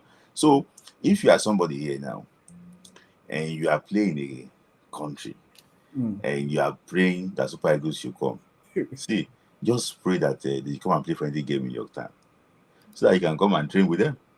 So for me, I think it's not sustainable, but sometimes like a stopgap thing. For example, now if Fredericks performed badly against Jamaica, and when he probably was against Jamaica in the final game, do you think that we're talking about Fredericks again? No. I've heard from a reliable source that Eric Shea think that he wants Fredericks to go to the U-17 World Cup. Yes, that he wants Fredericks to play. He wants him to be a full man. so that the whole world can see that experience before it brings him in fully. But unfortunately, these letters on 22 they have their own idea. So maybe the club too did not release him, but I don't know what really happened. But I knew that he wanted him to play at the 22 World Cup. So it's not sustainable, but it could be a stopgap approach because we have this 500. Are you gonna sit one day and say, okay, Fredericks got invited to Super Eagles from Brentford B? It's not gonna happen. And that was how he got Super Eagles. And you can see him making how many caps now? About 4 or 5 caps for Super Eagles. So Olusegun, if they call Olusegun up for a World Cup qualifier without him making his debut against Nigeria, against Russia in Moscow, do you think people will not raise eyebrow? That is it. So you just have to wait for your time. They call it the appointed time. That was the appointed time for both Fredericks and Olusegun. It's not sustainable, but I think just the Nigerian way. The key thing, the most important thing is you have to be prepared for the opportunity. Yes. Because you don't know. See, that's why it's called opportunity. You don't know when it's going to come, but you have to be prepared. And this is general for anybody in life, whether you're a footballer or not. Be ready so that when that opportunity comes, you are ready to take it. Because the way Frederick has taken his chance, many people in the past have not taken their chances like that. And you never know. The friendly in USA is probably not going to happen because it's going to be Team B. But even if you are USA and you feel like playing, just get ready, go to where they are near where they are playing the match. Maybe somebody has visa issue or something from the Team B, and they just say, yeah, you are in USA, you are come and play friendly with us. Who knows? Maybe you just do well against Venezuela. They say, yeah, come and be part of the team in the future. You never know. Be ready to take your chance. Again, it happened. I interviewed Esther Okoronkwo. That's how she came into the national team. Michelle Alozie. That's how she came into the Super Falcons. It's happened in the Super Eagles as well. Just be ready for your chance. Thank you, Remy Ali, for supporting the channel. Sports Grinder said, I think both parties are right. There was a certain level of luck with Eritrea to be in the playoffs, but probably our on-field results were not lucky. So talking about Eric Shell's response to Shegun Egbami, talking about being the luckiest man. There was definitely a level of luck. South Africa making that mistake was lucky. Eritrea's withdrawal from the tournament was lucky. And do you think that South Africa making that mistake even helped at all? It did. How? Motivation, belief. Okay, belief. Okay. Because we didn't know how everything was going to turn out eventually. Like we didn't know what Benin was going to be. All we knew was that when South Africa, from the moment they made, everybody had just been waiting. South Africa, they are going to dock them points, so we have a chance. That's what made us continue to believe. Because if South Africa did not lose those points, people might have, like the players, some of them might even already be looking at the gap and saying, there's nothing that we can do more. It's not going to happen for us. I think that South Africa thing kept the belief and the faith, that we can still do this. We need to win. We can still do this, So I would say it definitely benefited us. Maybe not directly, but indirectly. I would say so. So speaking about that, yes, something that Eric Shell said, which I thought was a little bit contradictory to how the Frederick and the Oluseguns were brought into the team, is that when Shegun Egbami asked him about, I can imagine you get so many phone calls, people telling you there's this player, there's that player, this one, that one, bring them into the team. He said, in order for a player to be brought into the team, he said, first of all, you have to be doing well for your club. And then you have to be better than who is already there. I agree, that's the way it is supposed to be. But obviously, that's not how it was for Frederick. Frederick was not doing well for it. In fact, he was not even in any club. There was in second PL2, not even second division. He was in youth football. Olusegun, at the time Olusegun got caught up, is not playing well for Paris Novi Nosbrod. That team is not doing anything. They're struggling. So I think just won the league now. That was last year in Krasnodar. That That was last year's call. Okay, I mean, I guess the call up. Well, okay, fair. But I think that's ideally what it's supposed to be like. You're supposed to make a mark at your level. The man even made a joke that they'll tell him, oh, we have this player in Vietnam, we have this player in Alaska. But I think that's how we're supposed to be. You do well at your club, we take note of your performances, and then we bring you into the team. He mentioned Chidozie Awaziem and said even Awaziem that Awaziem is doing well, but it's a bit of a struggle because Nantes as a whole are not doing that well. You know. But what do you think about that? So does this effectively mean that any player that is not performing at a top level for their club, there's no chance for them to get into the Super Eagles? And let me talk about the Frederick situation. He got in because we're looking for options. Because Nduka Junior and Onyebuchi, Ifeanyi Onyebuchi, they are not doing well in training. And based on what I heard, the level of the MPFA that came for that London Youth Cup was so low. So low. The only guys that did well there was Papa Daniels and Sikiru Ademi. Both of them have been outside the country before, but those are just new. They did so badly. So, and when this boy actually came, he outshined all of them. So I think it's also like it's better than the ones they have at that moment in time, but not necessarily that it's better than Mukafe Basi or the semi guys of this world. It was better than those that they had at that time. That was actually what Al Fredericks got into that team.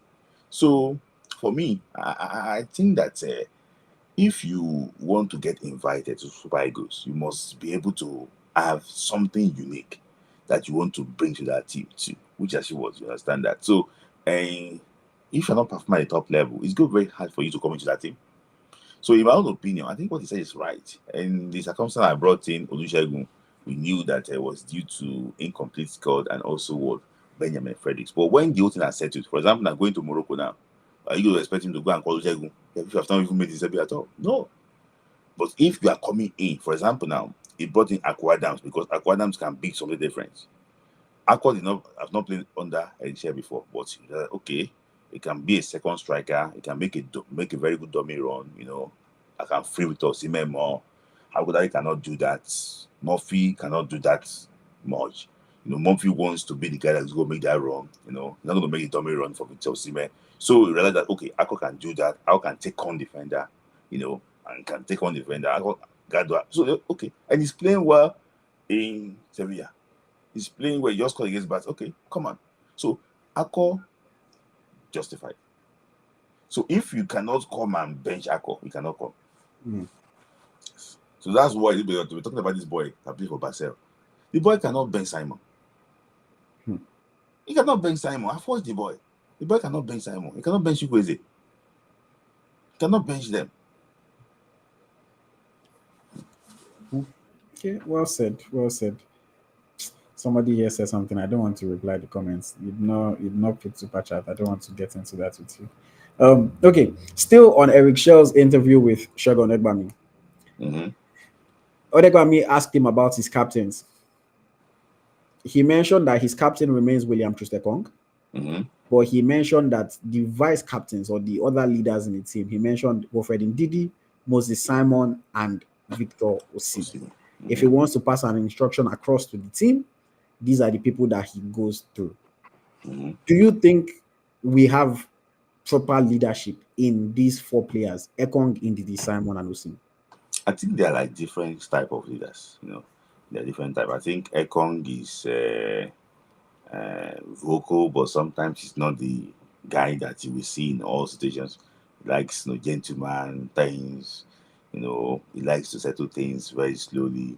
Victor Osimhen leads by example. That's actually what he does. Moses Simon, I've not really seen Moses Simon leading very well. I think Moses Simon when they are like similar type of leaders. They don't really talk that much. So, but Osimhen leads by example. In my own opinion, I think those guys are some of the most senior players. I'm surprised that Alex Iwobi is not part of them. So because he's probably the most capped player in that team. So just to tell you that these are the guys that can really handle the situation. Nwabali and Kalmbasi, that means doing WWW on the pitch against Benin Republic, if not because of Ekong. Yes, now They nearly exchanged views, not because of Ekong. So I think that's Ekong ran to the pitch to settle it because he saw it. If you go and watch that pick side, you realize that there's a problem here. Immediately the first half ended, he ran to the pitch and settled the issue. So he can do that. I don't think Victor Osimhen can do that. So you just draw one guy to one side, say, don't worry, settle the whole thing. That's what Victor Osimhen will do. I'm not sure Simon, I've not seen Simon in that situation before because I've heard Simon try to correct a particular player, and that player shouted on him. Simon is a nice guy. He's a nice guy. I spoke to him in France. Very, very good guy. He tried to correct one player. The player shouted on him, and I don't want to mention the player's name because the player is already not the team now. So, what about Ndidi? I also seen they tried to, but I think they pushed Ndidi. I was supposed to decide to settle. Just give me one hand. I just shove him and say, guys, go and sit down one place. I can do my thing here. So for me, I see Ekong and I see Ekong. So you think for that reason, Ekong remains a part of it? Remains, even if he's not playing. He should stand with Eric Shea and touchline. Okay. Speaking of Stanley Nwabili, you rightly mentioned that Nwabili, got into it with his players during that game against Benin Republic. And Odekwa asked him about Stanley Nwabili. He said that most Nigerians, have been complaining about his behavior, things like that.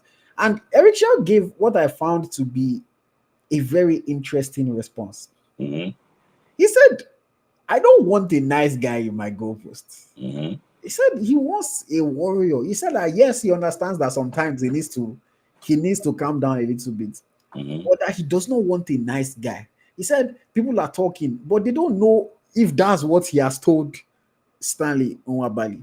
Do you think that Nwabili might be playing to his coach's instruction? Even though, yes, if they say, okay, you have to be nasty on the field, but it's not be nasty towards your teammates, it's be nasty towards the opponent. So do you think maybe Nwabili heard Eric Shea tell him to have a presence, to be aggressive, and maybe he's just taking it further than what Eric Shea meant? Do you think that's what's happening? I think I don't know about that, but I just want to say that did Eric Shea also ask him to drop the ball again? Is it true? But Eric Shea said that sometimes he will make a mistake and that's normal. So, but for me, I just think that I don't think Eric Shea is talking, and I think that's me. I don't know if you see that trained demo. He's very trained, communication, is very good. I was scared that he might go and jabber, go say something anyhow. But he was so composed, in that interview, and he answered the question very well. You cannot throw your player under the bus.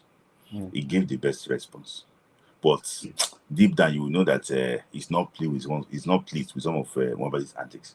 So, and if you look at it, very well, you will realize that he kept on asking, "Am I supposed to get to warm up?" On the touchline against Benin Republic. So I don't know the reason. Maybe he's trying to tell you guys to calm down, because sometimes when you see a player, it's just a Mourinho and he does that. When you realize that you are not doing well, you will ask the person that sat on the bench for you to go and warm it up. So it's when you will now know that you might they could change me. They will change you. So I know that he's not really pleased with some of his antics too. So for me, I think you can't say more than that to defend your player. It's okay. So and that's what he said. So I don't fault that. You have to still defend your player. But do you think Nwabali is doing too much? I think so. I think there's VR in Morocco. I think those things are easy red card. And I don't want him to be. It can easily turn to somebody that in Nigeria will never forgive you. If you make any stupid mistake that cost Nigeria from qualifying for the World Cup. So for me, I think it's calm down. Against Rwanda, it has been sent off. You've been sent off against Rwanda, punching people, beating people, things like that. Come on, they've been sent off. Penalty, have been sent off. So for me, and I think that he needs to calm down. Okay. Well said. I also think that Nwabali definitely needs to calm down. But like you mentioned, I thought Eric Shaw was very smart with the way that he responded to the question, and like yeah, he can't throw his player under the bus. I got the impression that he wants Nwabali to be a bit imposing, in Mhm. goal. But I don't think he's telling him that okay, when you save the ball, use your leg to clear the other player. When you're running out with the ball, that you should use your hand to hit another player. I don't think he's saying all of that. It's Mhm. just intimidate your opponents a little bit. We see it with all the likes of Emiliano Martinez. Is one of the most annoying players when you're playing against him. Causing all the havoc and everything. But he's not slapping anybody. He's not Mhm. tackling anybody for no reason. Things like that. It's just the mind games, the intimidation. So that next, when you're coming near him next time, Yusuf go no say, oh my, guys, take this thing, Mhm. easy. So yeah, it's something very interesting, and the coach responded very well to it. We're running out of time, so let me just move on very, very quickly. The coach Eric Shell also questioned the structure of Nigerian football when he was asked whether or not we have good players in the NPFL. Whether the NPFL players can play for the Super Eagles of Nigeria. He said he's not trying to be disrespectful to anybody, but we need to think about these things structurally. Mhm. We need to think about the identity Mhm. of Nigerian football. Those are the words that he used. We need to think about the identity of Nigerian football. Yes. He said this is something that needs to start from the club level. The way the teams play, we need to be aware of that. And with the NFF, with the coaches, with everybody, we need to know the way that we want to structure the football of Nigerian national teams. Because even Eric Shell said, do we want to play defensive? Do we want to Mhm. play possession based?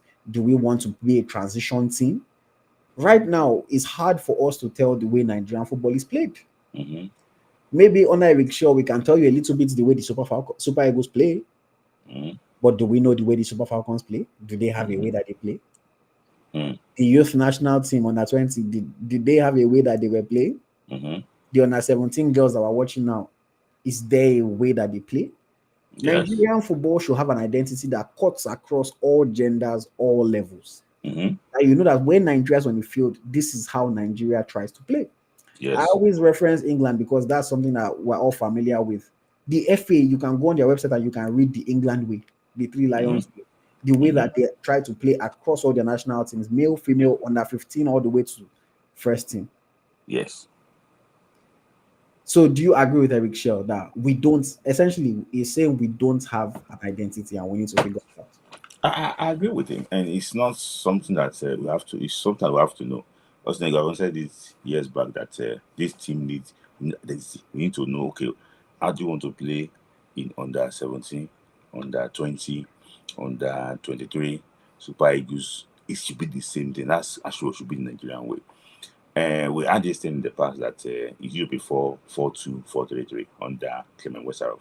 So it was so easy to integrate teams and players from underage to Super Eagles. But nowadays, things actually what changed. So for me, I think I should agree with him. But the issue is this IoT.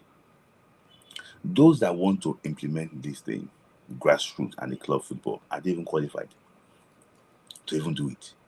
The Remo Stars coach that is doing master class all over Nigeria does not have certificate to be on touchline. Hmm. So if you are going to school and your teachers don't have certificates, how do you what impact would that one have on the student? So we need to look at that one first. Who is going to implement the identity? Are these people that doesn't like for example now, okay, Quara don't have certificate. Remo don't have certificate. I didn't know there was time that Philip George was forced not to be on the touchline because he doesn't have the required certificate. So all of them don't have certificate.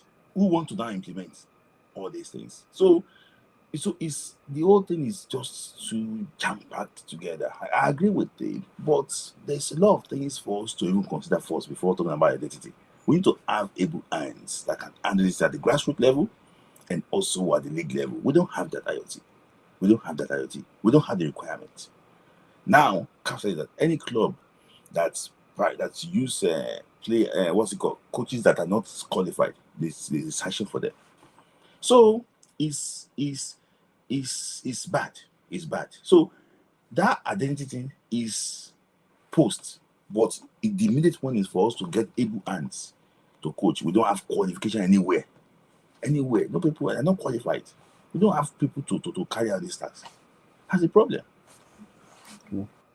So there's a lot of change that needs to happen before we're able to. Before we talk about structure, we'll talk about implementing. We don't have certificates. No, there's no certificate. How many Nigerians have the UEFA Pro license? How many Nigerians have UEFA Pro license? Forget UEFA Pro. What of CAF?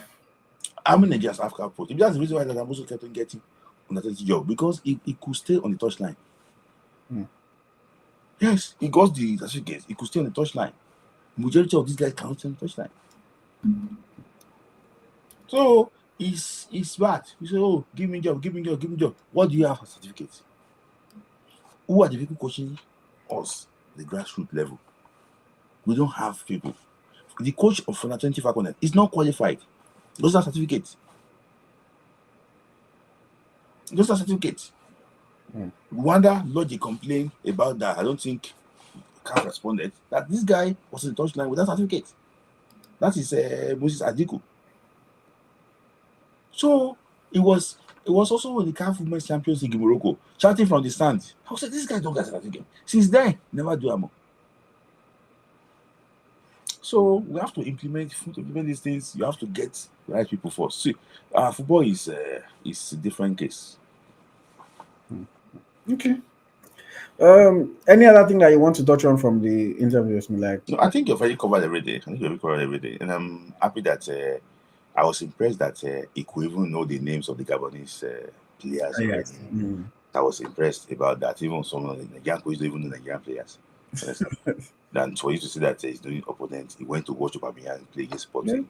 He knows the players. He knows his own players as well, because even when Odegbami was asking about Olusegun, he called him Olalekan, and it was Eric Shell that corrected and said no, Olakunle. Yes. So the man, he's one of those guys that we need to hear him talk a little bit more, because we don't really know what he's like that. Something I didn't touch on. He also mentioned that he did not understand why people were criticizing him being a Malian when he got the job. He's like said, my father is a white man. My mother is from Mali. I grew up all my life in France. So when I got appointed, Nigerians are complaining that I'm from Mali. He said he didn't understand it, that he looks at Nigeria as a place where anybody can come and can do well, and can live together. Even I, at that time, I found it very weird, but it was from the segment of the media that all those pro NPFL, pro Mike Pundit, yes, it was all those guys. Coach. So it's like they tried to now make him seem less than, like, he's a Malian, why is he there? The man spoke about it a little bit. I spoke about some other things. If you haven't watched the interview is on, I think it's called Eagle 7 FM. Good interview for about an hour long. Insightful, and it's nice to hear from her. And my friend called it Shonopi. Oh, he's one I called from the US. Yeah, he called it. Okay. Nice. So yes, go check it out. It's still available online on Odegbami's YouTube channel if you are yet to see. But we've talked about most of the things that were discussed. Okay, moving forward very quickly. And also to let me talk about something that he said. He said that he would not discuss his players' his situation. That's actually what very good. It's not loud mouth man than the order, but we can't. His own is different now. It's coming in at a time where things are already bad. If he started from the front and there was issue, and the issue was being caused by NFF, he might have a different tune. Yes.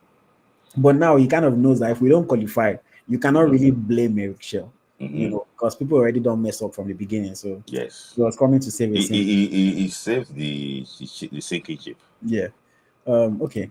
Controversy. If there is no controversy in Nigeria, are we really in Nigeria? Controversy that did not pop up for 2 years, but all of a sudden questions are being asked after a viral video or a series of viral videos from skit maker, content creator, Mobike. I'm journalist. Now, but I'm joking. That has picked up an interest in the NFF and their affairs. he alleged that they are the ones that are ruining Nigerian football, and people should be holding them accountable, which is a good thing. People should hold on them accountable, And he made reference to the FIFA project stadium that was built in Benin Kebbi Mm-hmm.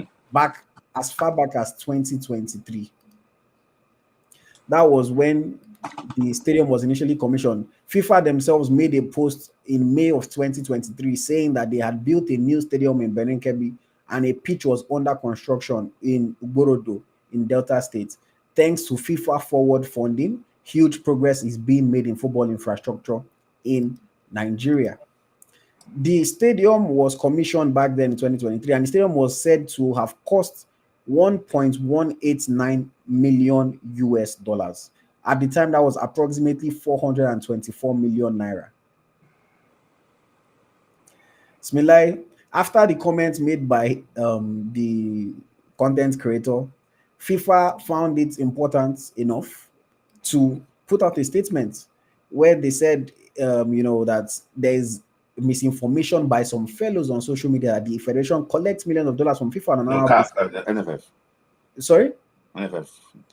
Yes, NFF put out a statement. Forgive me. NFF put out a statement. They said that every money received from FIFA or CAF is tied to a specific purpose, and both FIFA and CAF send their auditors to audit the accounts in which the monies are received at the end of every year. They also explained that the monies meant for development purposes are usually tied to specific projects and programs, while the FIFA forward monies are also properly specified and under strict adherence to financial regulations, compliance, monitoring, and auditing at every stage of the project or program. FIFA forward projects such as the ongoing NFF or FIFA Players Hostel and the new training pitches inside the MK Abiola Stadium in Abuja are subjected to strict controls, monitored and verified at every stage of the work. Every stage is verified, assessed, and sanctioned before further monies are released to the FIFA-approved consultants to whom the monies are paid directly. The federation called out the mischief of the individual reeling out fictitious figures on social media, saying he would find no reason to seek clout if he has an idea of how much it costs to organize a single match of any of the national teams. The NFF is a disciplined organization that operates prudent and strict financial protocols that are within global financial best practices. The body has regularly presented its audited accounts prepared for auditors and on the floor of the Congress at every annual General Assembly. Smith Layi, is there reason to what this content creator is saying? And do you think that the NFF gave an appropriate response? And the one thing, just a little bit of background information to that, in 2020, FIFA, there's this FIFA Forward project that say a country can show what to apply for, and when they apply, they will build the facility, in their country. So I think Nigeria applied. That was then under the former president Amaju Pinnick, and they said that the project should be 1.18, two, one in Igorodo and one in Benin Kebbi. So it's like it was a mini stadium. So when you say a mini stadium, it's like around 5,000 capacity or so, and things like that. With the car park, they mentioned the requirement that should be built in that mini stadium. But unfortunately, it was like about 250 capacity stadium in that Ugorodo, sorry, in the Benin Kebbi, and also the AstroTurf is not the top grade AstroTurf. So the issue basically is that we've seen other countries use the same FIFA Forward project money to build something better. We've seen Cape Verde, we've seen Liberia. Countries use that project to build towards something. So, and I'm even hearing that it was the Kebbi State government that paid for the land. They paid 19 million naira to compensate those that were sent away from that land. We use that land for farming initially. They paid 19 million naira. So that means that the NFF, that is supervisor of the project, FIFA is the sponsor of the project. Why Kebbi State government is the host of that project. So that's actually how they put that in. So I think the misappropriation came from the supervisor of that project, because they are the ones that are meant to monitor what's actually going on in that project. So, in my own opinion, I just think that if you maybe things are expensive in Nigeria, but if you look at what others did with their money, I just think that it was a failed project. You know, my sake. Because And the one in Uborodo, allegedly, I heard that FIFA too like to come and inspect, wanted to go and inspect it, and they said that there's no road to Uborodo. You have to take boat to Uborodo. So on their way there, they saw some people brandishing guns on the other canoe. I think they ran back or so. So allegedly, so I think the Uborodo might not be a project we're going to see, but we'll see light anytime soon. And the thing is, again, maybe nobody stole money, maybe, but it's also possible that you can spend money badly. If you give two people 100K for the same task, somebody might be able to use that 100K more efficiently than the other person. And the question, begs the question: are they using money in the right manner? If as the contractor now I come and I say, oh, this project is going to cost you $600,000, is that efficient use of the money? Is there a contractor that can give you the same quality of job without compromising anything and do it for less? These are questions that have to be asked. Yes, they are saying that the contractors are all FIFA approved, but I don't know how the process is like. But I'm assuming that you're the one that finds the contractor. You tell FIFA the contractor you want to use. Maybe you give FIFA a brief history of the people of the projects that they've done in the past. And FIFA says, okay, go ahead. FIFA is not going to choose the contractor for you. They're just going to say, okay, this person looks legit. You can use them. So for me, are you using the money in an efficient manner? The person is going to charge you for labor cost as well as their service that they're offering you. Are they overcharging you, or are they charging you a fair rate, or are you just accepting it? Again, I'm not saying that anybody is stealing money, but it's like if Smith Layi's company gives him £100,000 to do a job, and he says, AyoT, I know you do social media. You can easily tell AyoT, come, we're going to charge them 70K for this project. On the back end, you sort out my own 20K or something out of it, that you can use the 50K and just do enough so that they will not say that you did not do the work. That kind of thing is possible. So they need to properly explain how these monies are spent and exactly what the money was spent on. And I know that they claim, or not that they claim, they keep on telling us about how their accounts are audited by independent auditors each year. Publish it to the let us. USA Soccer, for example, you can go on their website. They have a section on their website called financial information. You can see all the statement of their account from 2006 to 2025. Anybody can go and download the statement of accounts, and you can look at it yourself and see what they are spending every dollar on. And if you think they are underspending or overspending anywhere, you can call it out. If you think they are spending money badly, you can call it out. So my question is, if genuinely there is nothing that is malicious happening in the NFF as far as accounting and spending of money, is you say it has been audited by a reputable company, then publish your accounts to us. You don't want us to know that you are broke. We already know. Or at least you keep telling they are the ones that keep telling us that they are broke. So publish the accounts. Let's actually know how much the NFF has, how much the NFF spends, what they use their money on. Yeah, in their response to the guy, they said, if only he knew what it costs to organize a match. Then tell us. If you publish the accounts, we will know, because we will see it there. That for 10 Super Falcons matches, maybe you spend 2 million. So we'll know, okay, it costs 200,000 to do one match. We do not know. We'll be, do you know what I'm saying? Like, we'll be aware. So for me, if everything is legit, then put the information out there, because the only reason why people would have any idea of making things up or uncertainty is because you're not making it clear to everybody. Yeah. Okay. I want to ask you a question. Yeah. I know you are familiar with this. Why do you think that some schools will pray for a particular invigilator to come and invigilate their WAEC exam? Because they know that they can throw some things to this man. Why will some state governors be praying for a commissioner of police to come to their states? Because they know that they're actually resisting. So, FIFA approved contractors or not, they will be compromised. Yeah. What we are saying basically is that How much did the Remo Stars spend on that pitch, on that stadium? How much did they spend in Benin Kebbi on that stadium? They even said that on their way to Benin Kebbi, they advised them that it's on the red zone. Benin Kebbi is on the red zone. You cannot really stay that long there. Just, they came back. They left, they came back. Look at where they are playing. Place ravaged by insurgency. See, I don't want to go into that, but I just want to say those that spent money, that they spent money. But I know that people have been calling out these boys, say he's not learned, he's an illiterate, he's this and that. Those are not illiterate. They are using corporate people to steal money. Well done. The boy might not be a trained journalist, but the boy already had awareness to expose the rot going on in this NFF.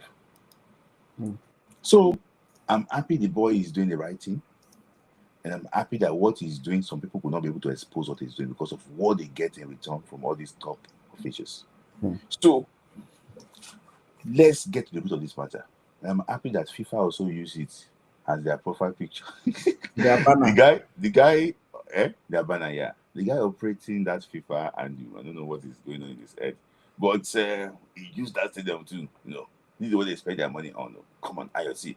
No matter where we want to look at it, that is not 1.1 million. 1.2 million. That is not 1.2 million. It doesn't matter how you want to look at it. Even if you are paying money there, you are paying people double price. This is not 1.1 million. See, this looks like a money Michel's Afro Topo. The one that they are doing. I wonder, what does that stadium look like today? Because that was 2023. What does the stadium look like today? Just check it. Nothing is happening there. Nothing is happening there. It was like 1.2 million down the drain. Nothing is happening there. Nothing is happening there. And we're even surprised that FIFA could be able to approve that hostel for them again after that misappropriation of the $1.2 million they sent to them for Ugborodo and Benin Kebbi. So it's like FIFA is even FIFA is even aiding them, honestly. Because they should give a you know that FIFA, they because they know that African, this is with history. They know that African leaders are out for themselves. And they ultimately, like someone like Gianni Infantino now, when it's time for election, all these things, he needs the African leaders on his side. So you give them something to make them feel happy, just so that when he needs them, he can get what he wants from them. Look at now, they've put Gusso in FIFA committee, all these things. When it's time to lobby other African nations, Amaju Pinnick will be campaigning for Infantino as if Infantino is his brother from birth, things like that. They're out for themselves. Even look at when they released that documentary exposing the corruption at FIFA. If you remember, when Sepp Blatter was the president, other European and all these other nations, they were also corrupt, but they were collecting money for their country, for their federation, for their football. The African leaders, they sold their vote for themselves, for money for themselves. None of them thought, okay, maybe give us 2 million for this, give us, and then give me this. Well, like, okay, give me $1 million, I'll vote for this for Qatar. Give me this, I'll vote. So it's like the African leaders always have that selfishness, and FIFA knows that they need them eventually, because at the end of the day, there's 54 member nations in CAF, and you need to be friends with all those 54 FA presidents. So whatever the president is going to do, if he starts querying Amaju too much or starts querying all these people too much, when it's time for something, maybe it can cause Wahala. And Amaju has mouth in Africa when it comes to the African FA president. So he doesn't want the one that Amaju will now tell him, no, we're not going for this guy, we're going for this other guy, So you do whatever you can to appease them. Now this one hostel again, okay, to maintain the good relationship, we'll give you this money. Because for FIFA, FIFA operates as a non-profit. So all this money, and FIFA is making hundreds of millions of dollars. So all this money for them is for them to give Nigeria 1.2 million is nothing. It's nothing. Whether Nigeria spends it well or spends it badly, do they really care? No. FIFA, their goal is to advance the growth of football in all the countries around the world. But is it really their business how the money is spent? They'll say yes, but nothing. Even if somebody steals the whole money, they don't really care, because the money is a drop in the bucket. It can't be like, say, okay, Smith, you say, AyoT, I beg, borrow me $20, and I want to use, or give me $20, I want to use the $20 to do something. If I give you the $20, whether you spend it well or you spend it bad, Mm-hmm. I'm not going to be fighting you Borders. because of $20. If you say, okay, give me 10K and I give you 10K, that one I will look so how did you spend this 10K? Or what did you do? How much is left? But if it's $20, okay, if you wasted it, that's your problem. No problem. Because it's not a big deal like that to them. So it's rather unfortunate, but I'm happy that somebody's on their necks about it. The boy might not be fully informed, but again, inform us so that we don't have to make assumptions, so that we don't have to guess, and then all these things will not be in the air. And again, NFF people, they I was on their neck for many years ago.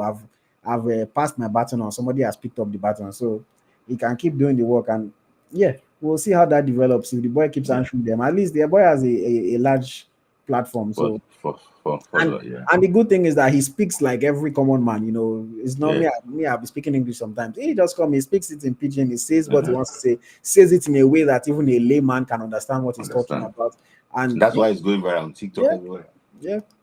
Okay, let's move on quickly. Awards. We're in award season. Awards. First of all, today, I can't even lie. This one shocked me. Shout out to Michelle Alozie. She was nominated for the women's fifth pro world level. Yeah. I saw it. I was shocked. I don't want to. I know the live person for anybody, Gary, but I don't understand how. I like Michelle. She's a nice girl. She plays okay. She plays decent for Nigeria. But you look at for her club, she's a bench player. She does not play that often. For national team, she was okay. She wasn't standout. She wasn't great. Yeah, she scored a very important goal in the semi-final against South Africa. Yes. But for her to get nominated for the World 11, I was stunned. I was shocked by that. What do you think about that? Yes, I was also shocked. But maybe probably using her AFCON performance, she was arguably the best right back, during her AFCON. Maybe probably, as part of nominating players, from different parts of the world. In fact, that's the reason why she got into it. So maybe they didn't consider her club form. You just look at, okay, who can we pick from Africa? I think Michelle has to go into it. So for me, I think it's based on that, not really club side. So if that's the case, what does Chiamaka Nnadozie have to do? I mean, they only nominated 3 goalkeepers, but how do we get Chiamaka to be recognized in this kind of manner? If it's top 5, I think she'll be there. But top 3, you can argue that nah. Because even thinking about defenders, honestly, the defenders that I can't even like. Well, maybe like you said, maybe it was just a case of wanting to include somebody from an African country, because in midfield they put one African, in attack they put one African, in defense they put one African, Michelle. So maybe it's just for inclusion's sake. But even in Africa, I can't like, I'm still surprised. In Africa, it has to, based on the whole year or based on AFCON? Based on AFCON. If it's based on AFCON, that's where it's tight. I don't know. Maybe Osinachi. Wale. Mm. No, I just think that she got this flashy. What of Ashley? AFCON. Was she better than Ashley at the AFCON? She scored. If that's like football, like that's the thing for me. It's like it's so interesting because it's like football has reached the point where we just look at goals and assists and we say that's a good player, that's not a good player. She scored, but I think Ashley was better than her. Yeah, Ashley did well, but that's Michelle. That's there's some players that need their aura. People just realize that. So look at the nominations too. For the Player of the Year too. They have not been consistent with the nomination, but they just pick players based on the aura and everything. So maybe probably they just realize, okay, Michelle. Because for me, I look at Ramalepe, I look at some players in the South African team is better. I think Michelle seems to be the. But I won't say that she deserves it, but they can argue for her. That is just that. They can argue for that. Wow, that is what I think. I don't know. I'm someone that I understand how, this is even okay. This is even going forward because we're going to talk about CAF nominations as well. Mm-hmm. We're going to talk about CAF nominations as well. And I understand how international tournaments hold a lot of weight. Mm-hmm. But I always find it interesting that people would judge player of the year for a year based on 7 matches of football. I Mm-hmm. find it a bit interesting and curious. Mm-hmm. Like, it's like a tournament is 7 games at most. Mm-hmm. If I play good for 7 games and somebody plays good for 30 games, Mm-hmm. but those 7 games that I played well, I was better than that person that had 30 good games. Mm-hmm. Does that make me better than that person? No. But that's what we see happen all the time. If a player does well at the World Cup, that year the player is going to be in Ballon d'Or conversation just because they did well at the World Cup. If a player does well in Euros, the person will be in conversation. If a player does well in AFCON, the person is automatically in conversation. Like somebody could have played well for the whole season, but they didn't have as good an AFCON. Mm-hmm. All of a sudden, the person that did well in AFCON is nominated. I don't know. So for me, I think that it's just a case of like trying to have an African in like different. Yeah. They definitely sort of like need to. Because representation. in midfield, they put Chebak. The back of Adida, Ariel Morocco. and forward to is Bababanda deserves it. Bandanda. Bababanda deserves her own. Deserves to be there, yes. Like she was amazing for her club. Bababanda's one is fully club.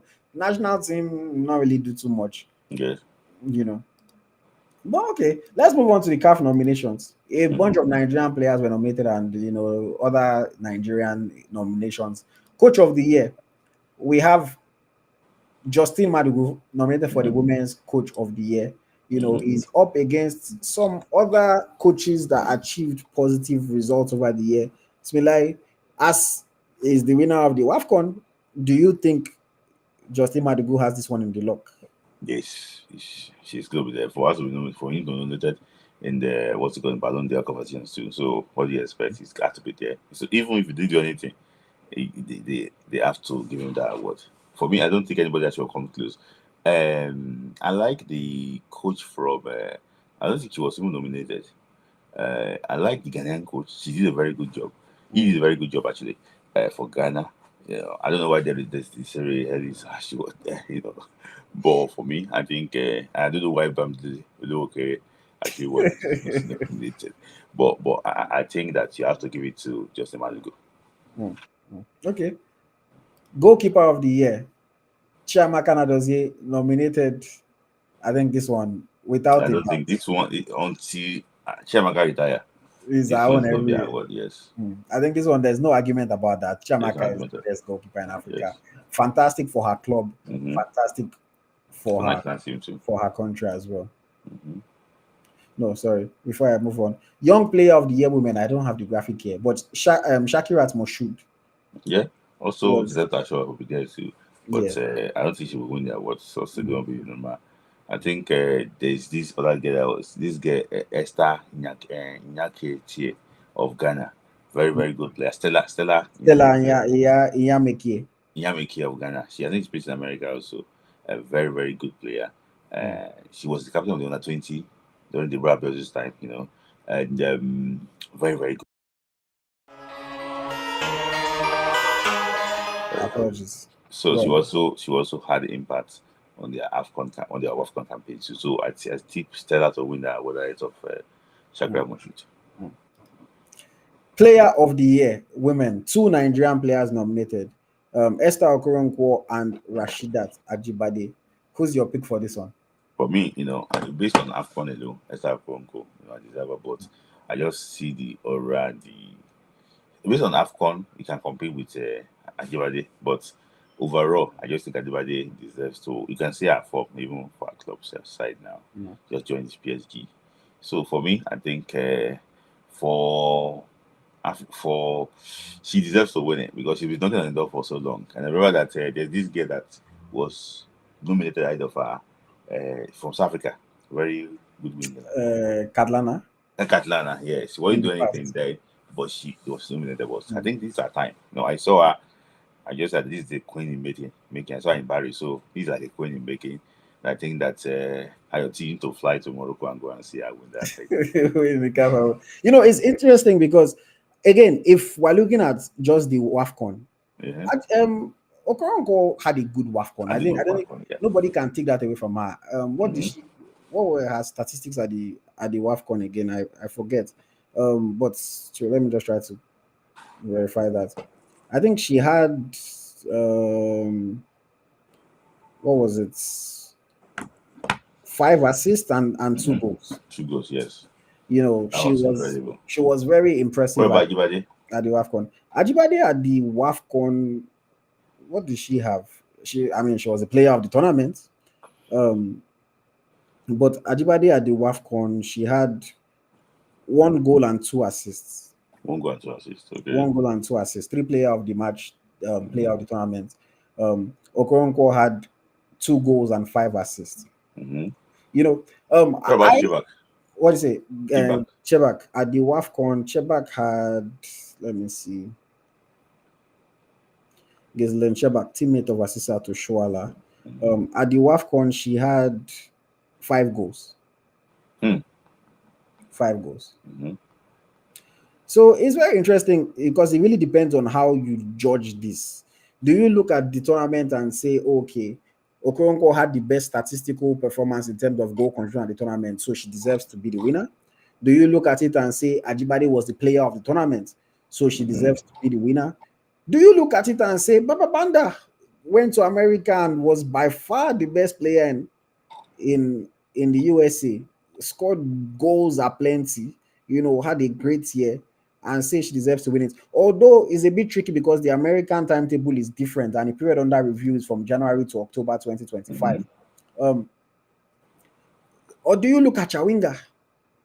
Chawinga and say Chawinga also went to the USA and had a fantastic year. Otabita Chawinga also had a fantastic year at club level, even though the national team Malawi were not able to do anything. But Chawinga also playing for OL Leon. She had a good year, scored goals, scored assists.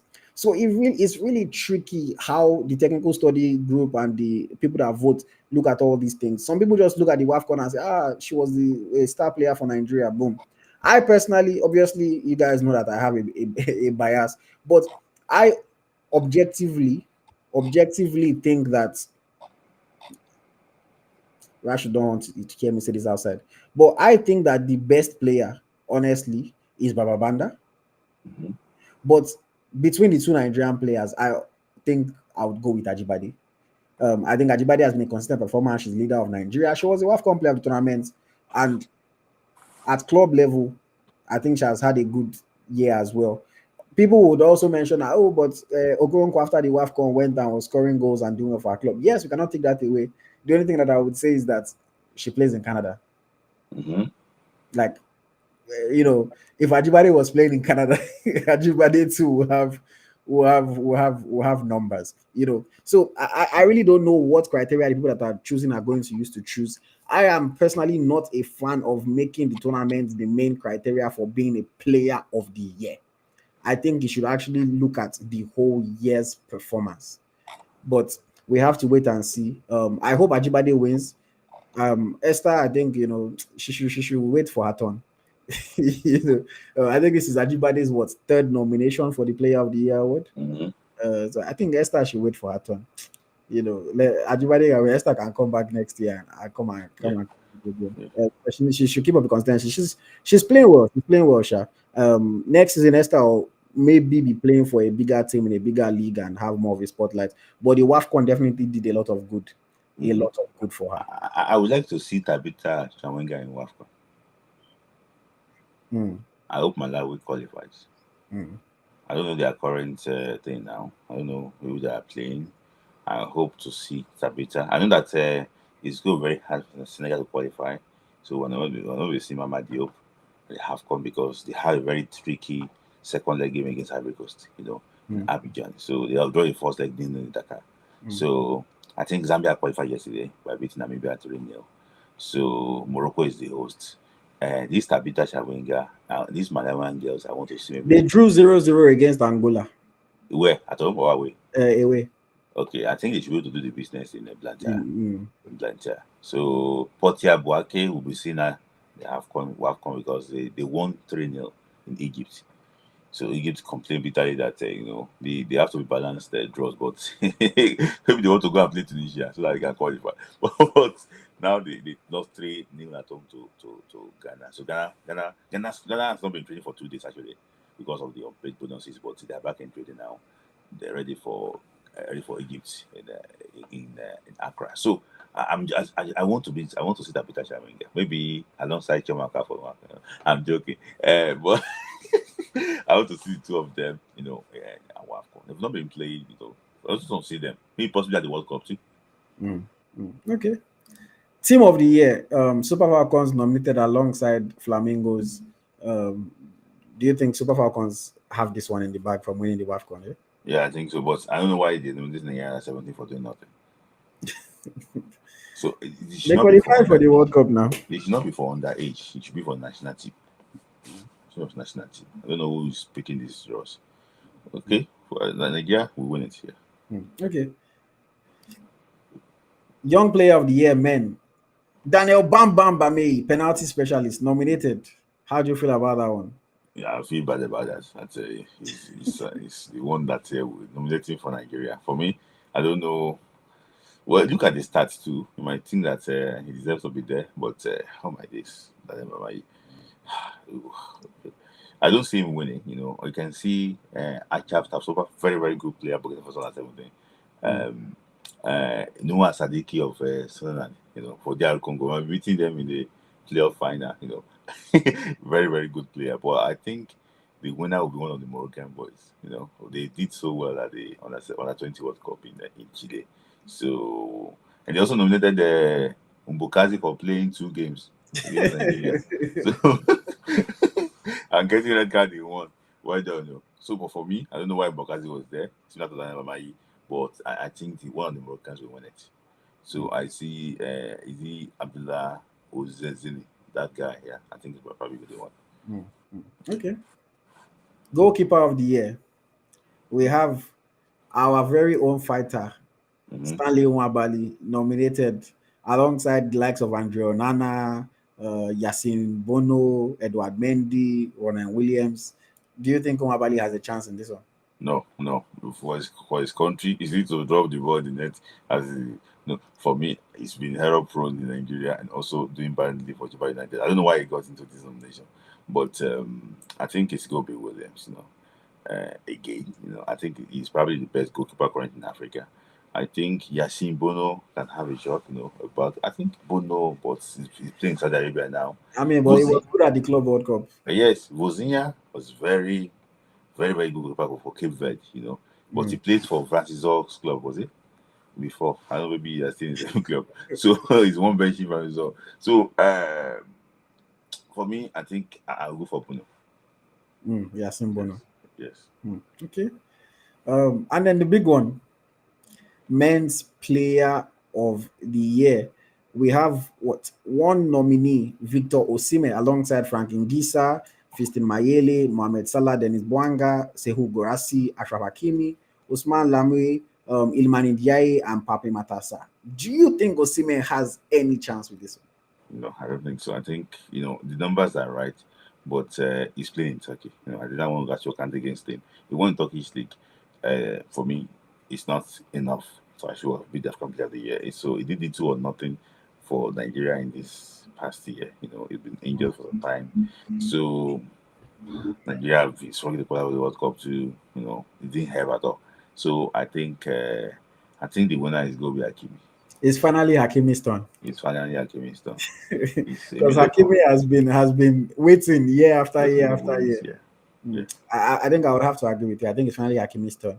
I think Salah Grassi will probably even finish ahead of Osimhen. Yeah. I think they will probably nominate Salah, Hakimi, Fiston Mayele for the top 3. Yes. Fiston Mayele has been unplayable on the African continent. He has been like the best striker in Africa. Fiston Mayele has been like, he's very. In fact, it's called Umbukazi. He dragged Umbukazi on the floor. Like, see, the guy has been big player. I wish the guy is Nigerian, honestly.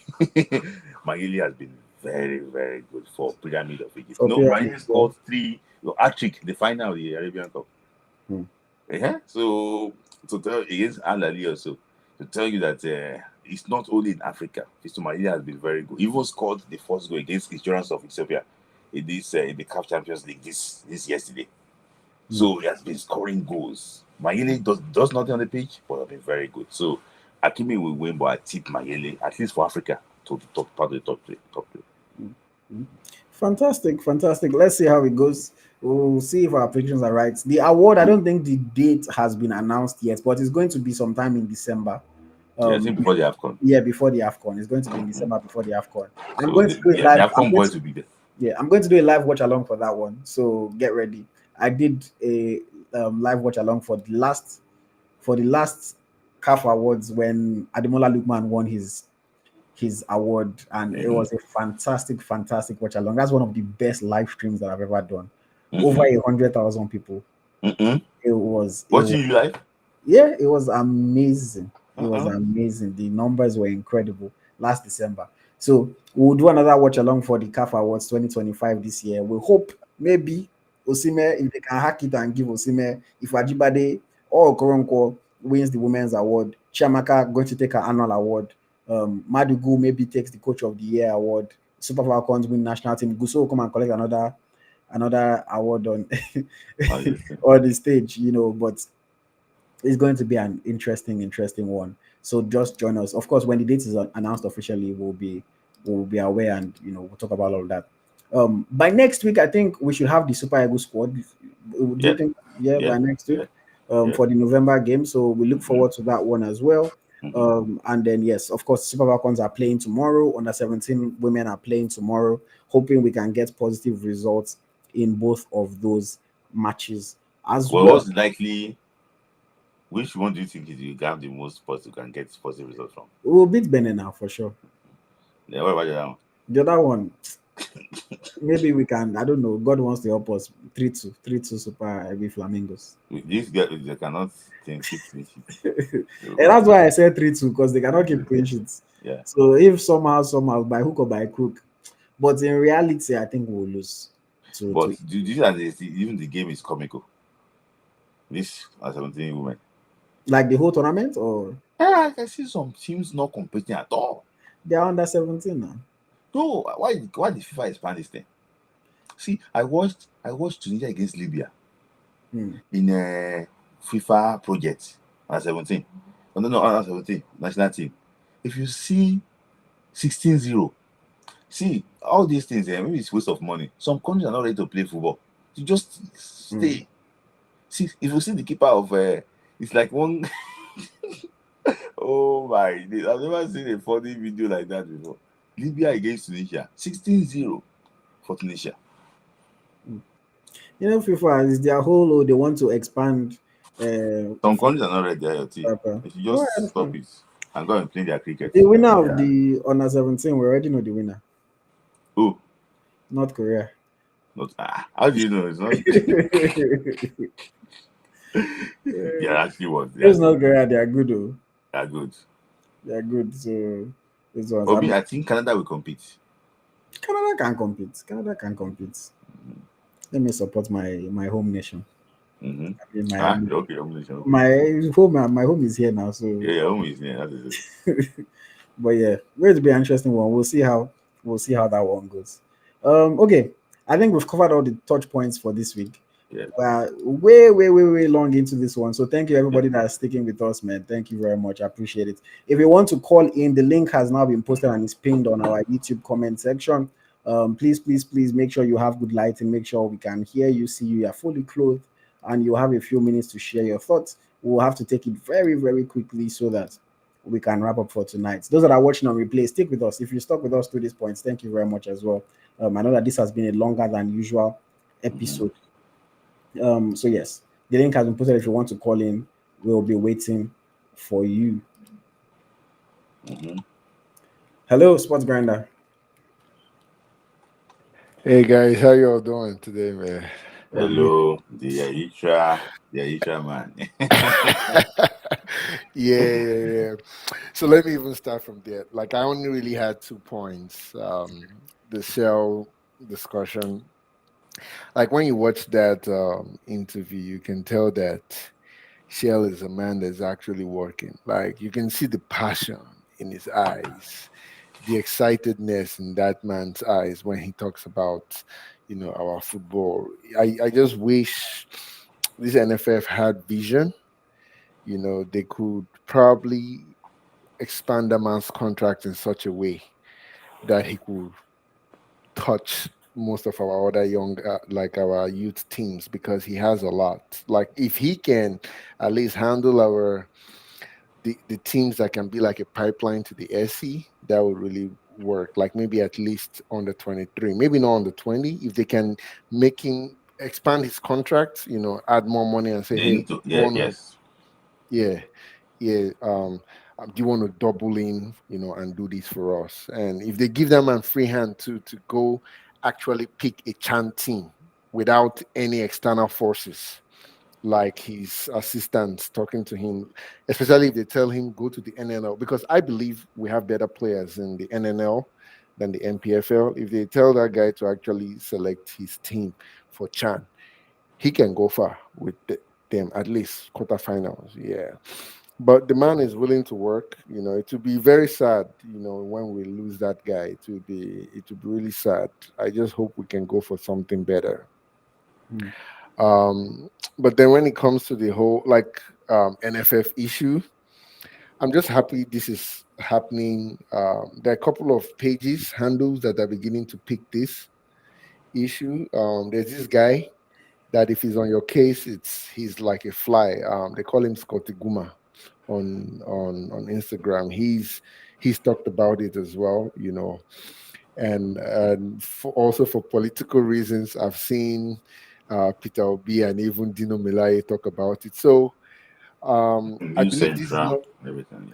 Yeah, New Central. Yeah, so I believe this is not something NFF really thought. Maybe they could just give one or two statements of specific projects. What I think NFF would do next is expect to see not channels news TV, maybe a Rise, because people look at a Rise as non-biased or non-apolitical, so they may want to go like Gusa will likely rush to Arise and start giving You out can what never agree. Forget that one. Guso has never done live interview before. ah no, but I think this one nobody has really talked much about NFF like this and their criminality like this. Since I've been watching football, the biggest news I've had when it comes to NFF is President ban this, President ban that. But in terms of their maladministration, even when EFCC was looking at them that time as specific people, it was more for like witch hunting Hmm. so that somebody would drop out of NFF race. But this one is there's no NFF presidency coming. It's more like, hey, what have you been doing? And I've been seeing people compare, the Kenyan stadium to this one online. That's not a good comparison. I know what people are trying to do. Talanta Stadium is 300 and something million. You cannot, and that's not a FIFA project. That's an actual stadium the country is How building. many million But, Over 300 um, million. um, dollars? Yes, yeah, dollar. yeah, yeah. Like for the Talanta Stadium, yeah. I think that's going to be one of the best No, stadium but in. Maybe the only thing that will beat it is one Morocco thing they were Stadium. Yeah, asking, it will be better than one thing they were Rwanda asking is Stadium. that Yeah. sometimes FIFA will give you this money. You will now start a bigger project. You now add your own money with it. Like I don't know, I don't want to be political here. For example, now there was one airport that wanted to be in Aba, is it Abia State? The guy did not have government gave him money. He now added his money to join with it. So sometimes too, FIFA can Mm, give you money. You now add your money to join with it and build a better stadium. So Stadium. so Yeah, I sometimes understand what you're yeah, saying. Yeah. yeah. Yeah. And again, another thing, why I know Pinnick is from Mm-hmm. Burde, like why will he put a stadium in a place that is almost like a creek? The purpose of these things are so that people like in that availability zone, like in that region, can go to Mm-hmm. it. But if I have to be going through both to go and play football, then it's no longer like football. If the football is only for the people from the village, there, like the neighboring village, it's not really like usable again. Like the whole goal was so that people around maybe Delta, maybe some people from Benin can even stroll in there, and play as well. But when you start making these facilities unaccessible, it starts defeating the whole purpose of of why FIFA was doing, initiated the project. But I really hope they audit them. I really want to see how much they did it, because if you look at Patoranking Stadium, if you look at the one Ahmed Musa built, the one that Sadio Mane built in Senegal, I don't think these things are even up to 200 grand. Well, I don't believe Patoranking will carry 300, 200 to 300. Yeah, to go and build a stadium for his area people. No. He won't do that. He won't do that. I hope they investigate them, and I hope at least this starts spurring them to change, because this criminality and anyhowness, like, we can't continue like this. Like, we cannot just continue like this without having a future for our football. I hope it stops at some point, and this is the right trajectory. Yeah. Well, that was about it. Yeah, from my Thank side. you very, very much. Always nice to see you and hear from you. I appreciate it. Thank you. All right, nice one. All right, All right. bye, guys. Okay, we'll take one more caller and then we'll call it a night. Prof Data, thank you for joining us. Thank you for taking me. I heard all you said. There's something I wanted to say that Smith said. When I saw this when I heard the news, this under-17 team lost a friendly match to New Zealand, I knew they won't do well. I knew they won't do well. New Zealand is not a powerhouse in female soccer like that. Yeah, they won Paraguay. I agree. Zambia lost to Paraguay, but losing against New Zealand, no. Seeing the team miss, no. Smith, in one of your shows, I remember you said that it's a horrible thing for the team to be speaking Yoruba. Sorry, this is my first time seeing a team is almost a Yoruba team. I don't even believe that Chidi Harmony and that other player, Epion or what, were injured. I don't believe that. I just see it as a reason the coach just didn't want to select them. I've seen how the team plays.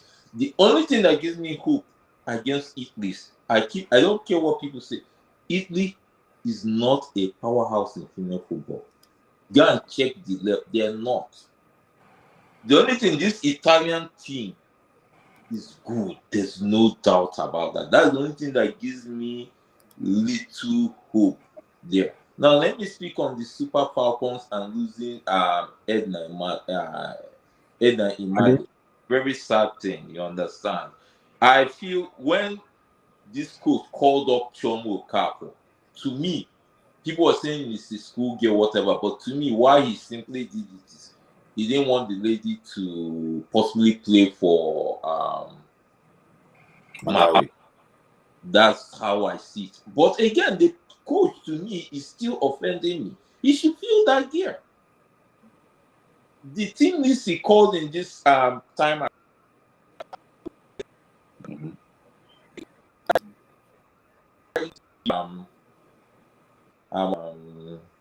Uchibe, he mentioned that we were lucky. I listened to an interview in one of these YouTube channels. They were lucky because I saw how some of the players were running past our defense. I wasn't happy. I said, "Come, is this?" So that our coach has some questions to answer. Yeah, I don't know why he hasn't invited Gift Monday for some time now. He has questions to answer. You understand? Now let me speak on the NFA project. That is a very big problem. I don't know why NFA is just painting us black. How can you build a stadium in a creek? Is this Snake Island? What kind of nonsense is that? It's a very, it's something that's not meant to be mentioned. And to me, these people should be investigated. And another thing I want to speak to on this or NFA, to me, I think these guys should set a target. If any year they're meant to qualify a team for a tournament, there should be a target. If they don't meet that certain target. To me, okay, see this year, the two World Cups, the Flamingos, the Flying Eagles, we qualified as best losers.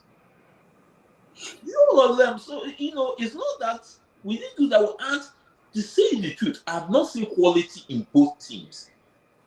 Let me give you an example. In 2003, Mikel Obi and them played in Finland. They lost by they call it Coin. that toss Toss of coin. whatever. That's how they lost out. But if you watch that team, they won. I know they didn't, but at least you see some spark in it. These two teams that represent, they just don't have that spark. So in order to let me save time, maybe people may have another call. I want you people to have another call. Thank you for keep your going on with the show. The Super Eagles should not take this their role. I believe because my prayers for them to qualify out of Africa, because they qualify out of Africa. I see them. Thank you. Thank you. Right. Thank you very much, brother. Thank you. Okay. So I just want to clarify something quickly. Yeah, go on. The reason why I said that I'm not comfortable that a team is speaking a particular language, a national team speaking in one particular language in a national team is because I think that Yoruba is not a language in Nigeria. I think that those that are not Yorubas there might not be comfortable with that. So I just think that you speak the English you are familiar with, or pidgin English. How you want to talk about that? National team should represent Nigeria, not a particular section of the country. So it's not. I'm not saying that I don't want to say, hey, the coach is this. No. It's just that for inclusive, some players are there that are not Yoruba speaking. So not just say, hey, sure, para. No, I don't want to be hearing about things. Just the national team should be national team. They should make sure that everybody's welcome there. That's my take on that. I don't want to say to call being divisive and everything. No, just to know that. Yeah, that's it. Makes sense. Okay, I think that's where we're going to draw the curtain on today's program. We've been here for a lot of time. Just a quick update while we're having this conversation. The coach of Celtic, Brendan Rodgers, has resigned from his role. So Kelechi Iheanacho has lost his football father. That seemingly was helping him get back to his best. Kelechi suffered a knock, so he even didn't play their last game, but should be back in action. I think they're tipping for one job in England. Who? Rodgers. For which job is that? Wolves. Wolves coach just signed a new contract now.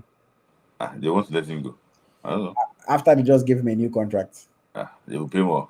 What about Big Ange? Those ones were unserious from the start once they had the Yeah. But yeah, so Kelechi, hopefully whoever comes in still gives him the opportunity to do well. But yeah, that's that on that. We'll be back next week to talk about everything that's happened. The list probably, should be an interesting one. And on Wednesday, my interview with Chibuke Nwaiwu will be live. It's already scheduled on our platform.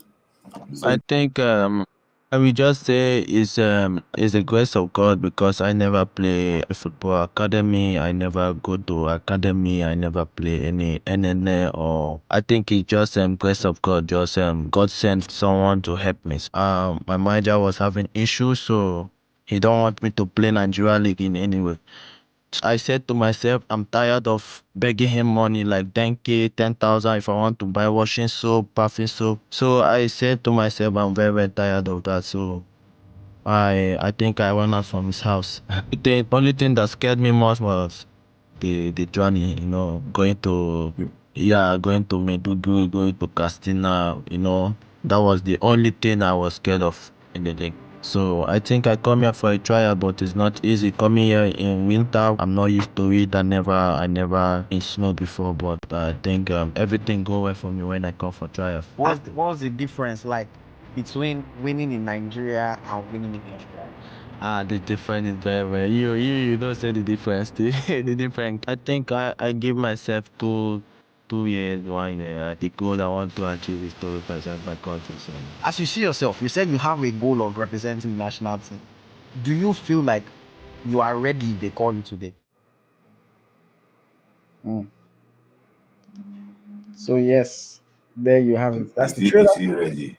We'll Is find he out. ready? We'll find out when the video premieres on Wednesday on the Eagles Tracker YouTube channel. Make sure you watch that one, guys. Let's get a good number of views, good number of likes on the video so that we can do more interviews. I think my next interview, I don't want to promise, but probably maybe will be with Rashida Tajibade. And then we have more coming up. I've been promising you guys Leon Balogun. I've been promising you guys Yakubu Ayegbeni and Atibe Bello. Susuma is not speaking Yoruba, and and so on and so forth. But yes, we'll have more interviews coming up throughout the course of the season this year, leading up until next year as well. So please, guys, keep engaging, keep subscribing, keep liking, keep sharing. I really appreciate every single one of you that engages. You guys don't know how much this means. Every time you guys watch a video, comment on a video, like a video, share a video, it helps us keep going. It helps us to keep doing what we're doing. And the journey is just begun, man. We have so much that we still want to do on this Eagles Tracker platform. And also, by the way, just a quick announcement that we're trying to hire a video editor for Eagles Tracker. So if you know anybody, or if you are a talented video editor and you would like to be a part of a growing media company, send an email to jobs@eaglestracker.com, and with your portfolio and samples of your edits, and you might just be the chosen one. Okay, that's that. What's salary scale? You're gonna say it. Salary scale depends on your quality of work, but Are you going to hire someone that doesn't have quality? but it depends on quality of work now and like the kind of output. But I'll say you will earn more than 200K for sure. Okay. Mm-hmm. But again, you have to be good. Like I've had staff that were earning almost $1 million a month. Mm-hmm. I've also had staff that were earning way less than that a month. It really depends on how good you are, how you work. A lot of people want to earn a lot of money, but a lot of people are not ready to put in the work to justify the amount of money that they earn. Yes. And it's a very interesting thing. I'm not going to pay $1 million for somebody that is producing me 1 or 2 videos a month. There's no value for my money. But if somebody is doing a lot of work, doing things out, high quality, easing the stress on my table, I know it's like I'll gladly pay, and we'll be growing very fast as well. So, Yeah. But yeah, looking for a video editor, potentially a graphic designer as well. And yeah, if anybody that has skill and wants to be a part of the team, you can always reach out. If you are exciting enough, we'll bring you on board. Somebody says 6-figure wages in dollars. How much am I making? How much am I making? God, I beg. One day we'll get there, Sha. One day. But yes, Milai, final word from you before we go. Yeah, another edition. People have been asking stories about Kayode, but it doesn't come with super chat. That's why we're not responding to you. So I will not say anything about Kayode too. But I'll tell you that Richard already submitted this provisional list.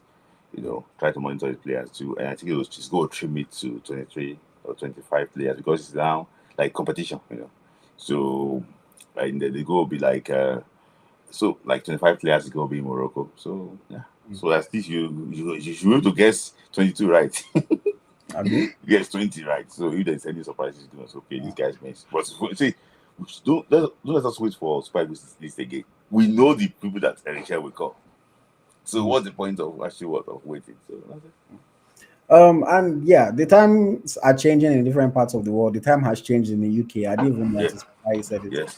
So the time of the program, we're sticking with Nigerian time to schedule the program so that we don't get ourselves confused. Because if I use my time, my own time too is going to change, and then to mess the whole thing up. So it's 10 p.m. Nigerian time on Mondays, maybe Tuesdays, depending on scheduling and what is happening on a Monday. But yes, 10 p.m. Nigerian time is what we're sticking with. So right now, I think that's 9 p.m. for people in the UK. That's earlier for you. I might be joining slightly late. Because for me, that's going to change, and the mine is going to be a bit earlier than usual for me as well. But okay, so earlier than for you. Yeah, because right now the time difference right now for me is 5 p.m. but when the time changes to be 4 p.m. Okay. So when will time change? Later, I think in November. Okay. Yeah, in Uh-uh. November. Uh-uh. So yeah, So what's if somebody say I can do the work, if you but can when do you the say work, if you you go can and do the check, work, you go and check his video and no, say it's anything. it's not even see again sending DMs saying, "Oh, I can do the work, I can do the work." It means nothing. Like if I wanted to get my job by just emailing people saying I can do the job, is anybody going to hire you? Mm-hmm. Your resume, you send your portfolio, you send samples of the work you've done, and then if you are, they'll look at it, and if you are good enough, they'll talk to you. You cannot just say, "No, I can do the work." Anybody can say they can do the work now. That's nothing. So if he's ready, he will apply the way everybody else that is applying, and it will be assessed. Otherwise, thank you for tuning in. Mm-hmm. Okay, which is a Yeah. second of November. The time is changing here. Thank you, Uche. Okay. But yes, that's that for tonight, man. Thank you Yeah. guys. Stick around with us. Subscribe if you're new. Like the video if you still haven't liked it. And of course, watch the interview with Chibuke Nwayanwu on Wednesday. We'll see you next week. As always.